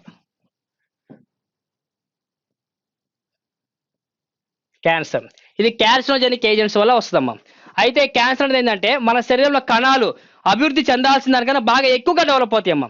ఉండాల్సిన దానికన్నా కణాలు అధికంగా ఉంటే కనుక అవి వేస్ట్ సెల్స్ అంటారమ్మా. అలా వేస్ట్ కణాలు కనుక బాగా అభివృద్ధి చెందితే చిన్న చిన్న గడ్డల్లాగా మారుతాయి అనమాట. ఆ గడ్డల్ని ఏమంటారయ్యా అంటే ట్యూమర్స్ అంటారమ్మా. ఆ గడ్డల్ని ట్యూమర్స్ అంటారు. అయితే ఈ ట్యూమర్స్ అనేవి ఎలా ఏర్పడతాయి అంటే కొన్ని చోట్ల ట్యూమర్స్ అనేవి ఒక చోట వచ్చిన ట్యూమర్ అలాంటిది ఇంకో చోట రావచ్చు, అలాంటిది ఇంకో చోట రావచ్చు. అలా అనేక ప్రదేశాల్లో ట్యూమర్ వచ్చి నిర్విరామంగా పెరుగుతూనే ఉందనుకోండి, కంటిన్యూషన్గా డెవలప్ అవుతూనే ఉందనుకోండి, అది చాలా డేంజర్ అండి. మీరు ఆపరేషన్ చేసి సర్జరీ చేసినా సరే అవి మళ్ళీ రీజనరేట్ అవుతుంటాయి. అలా ట్యూమర్స్ రీజనరేట్ అయ్యేటువంటి ట్యూమర్స్ కనుక మన బాడీలో ఉంటే అవి డేంజర్. వాటిని మ్యాక్సిమం గామా రేస్, ఎక్స్రేస్ వల్ల వాటిని తీసేయచ్చు. కానీ 99% క్యూరింగ్ ఉంది, 100% లేదు. అలా కాకుండా కొన్ని ట్యూమర్స్ అనేవి కొంచెం దూరం పెరిగి ఆగిపోతాయమ్మా, దాన్ని సర్జరీ చేసి తీసేస్తే మరలా రావు. అలా రాకుండా ఉన్నాయంటే వాటి వల్ల ఎటువంటి మనకి డేంజర్ లేదు. అలా మన శరీరానికి హానికరం కానిది, హానికరమైనటువంటి ట్యూమర్స్ 2 రకాలు ఉంటాయమ్మా. అవేంటంటే ఒకటి benign tumours and malignant tumours. Benign tumours and malignant tumours. Benign tumours వల్ల మనకి ఎటువంటి డేంజర్ లేదమ్మా, మాలిగ్నెంట్ ట్యూమర్స్ వల్లే మనకి డేంజర్ అనమాట. ఈ ట్యూమర్సే బాగా క్యాన్సర్ కణాలుగా మారిపోయి మనిషిని చంపడానికి కూడా ఎక్కువ అవకాశాలు ఉంటాయమ్మా. మరి మాలిగ్నెంట్ క్యాన్సర్కి ఎగ్జాంపుల్ ఏం చెప్పుకోవచ్చు అంటే sarcoma and carcinoma.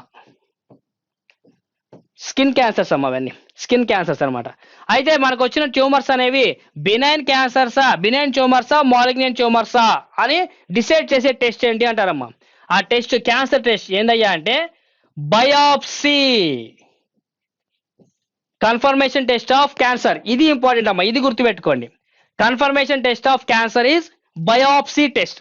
Biopsy test ఏంటంటే ట్యూమర్ వస్తుంది కదా, ఈ ట్యూమర్ లో ఉన్నటువంటి కణాలు ఏమైతే ఉన్నాయో ఆ కణాలను తీసి చెక్ చేస్తారమ్మా. దాన్ని బట్టి బినైన్ ట్యూమరా మాలిగ్నెంట్ ట్యూమరా చెప్తుంటారండి. ఓకేనండి, ఇది క్యాన్సర్కి సంబంధించి. ఇవి టోటల్గా వైరల్ డిసీజెస్ అమ్మా, ఇవన్నీ వైరల్ డిసీజెస్. ఓకే రైట్, ఈ రోజు వీడియోలో మనం వైరల్ డిసీజ్ చూసాం కదండి. ఓకే.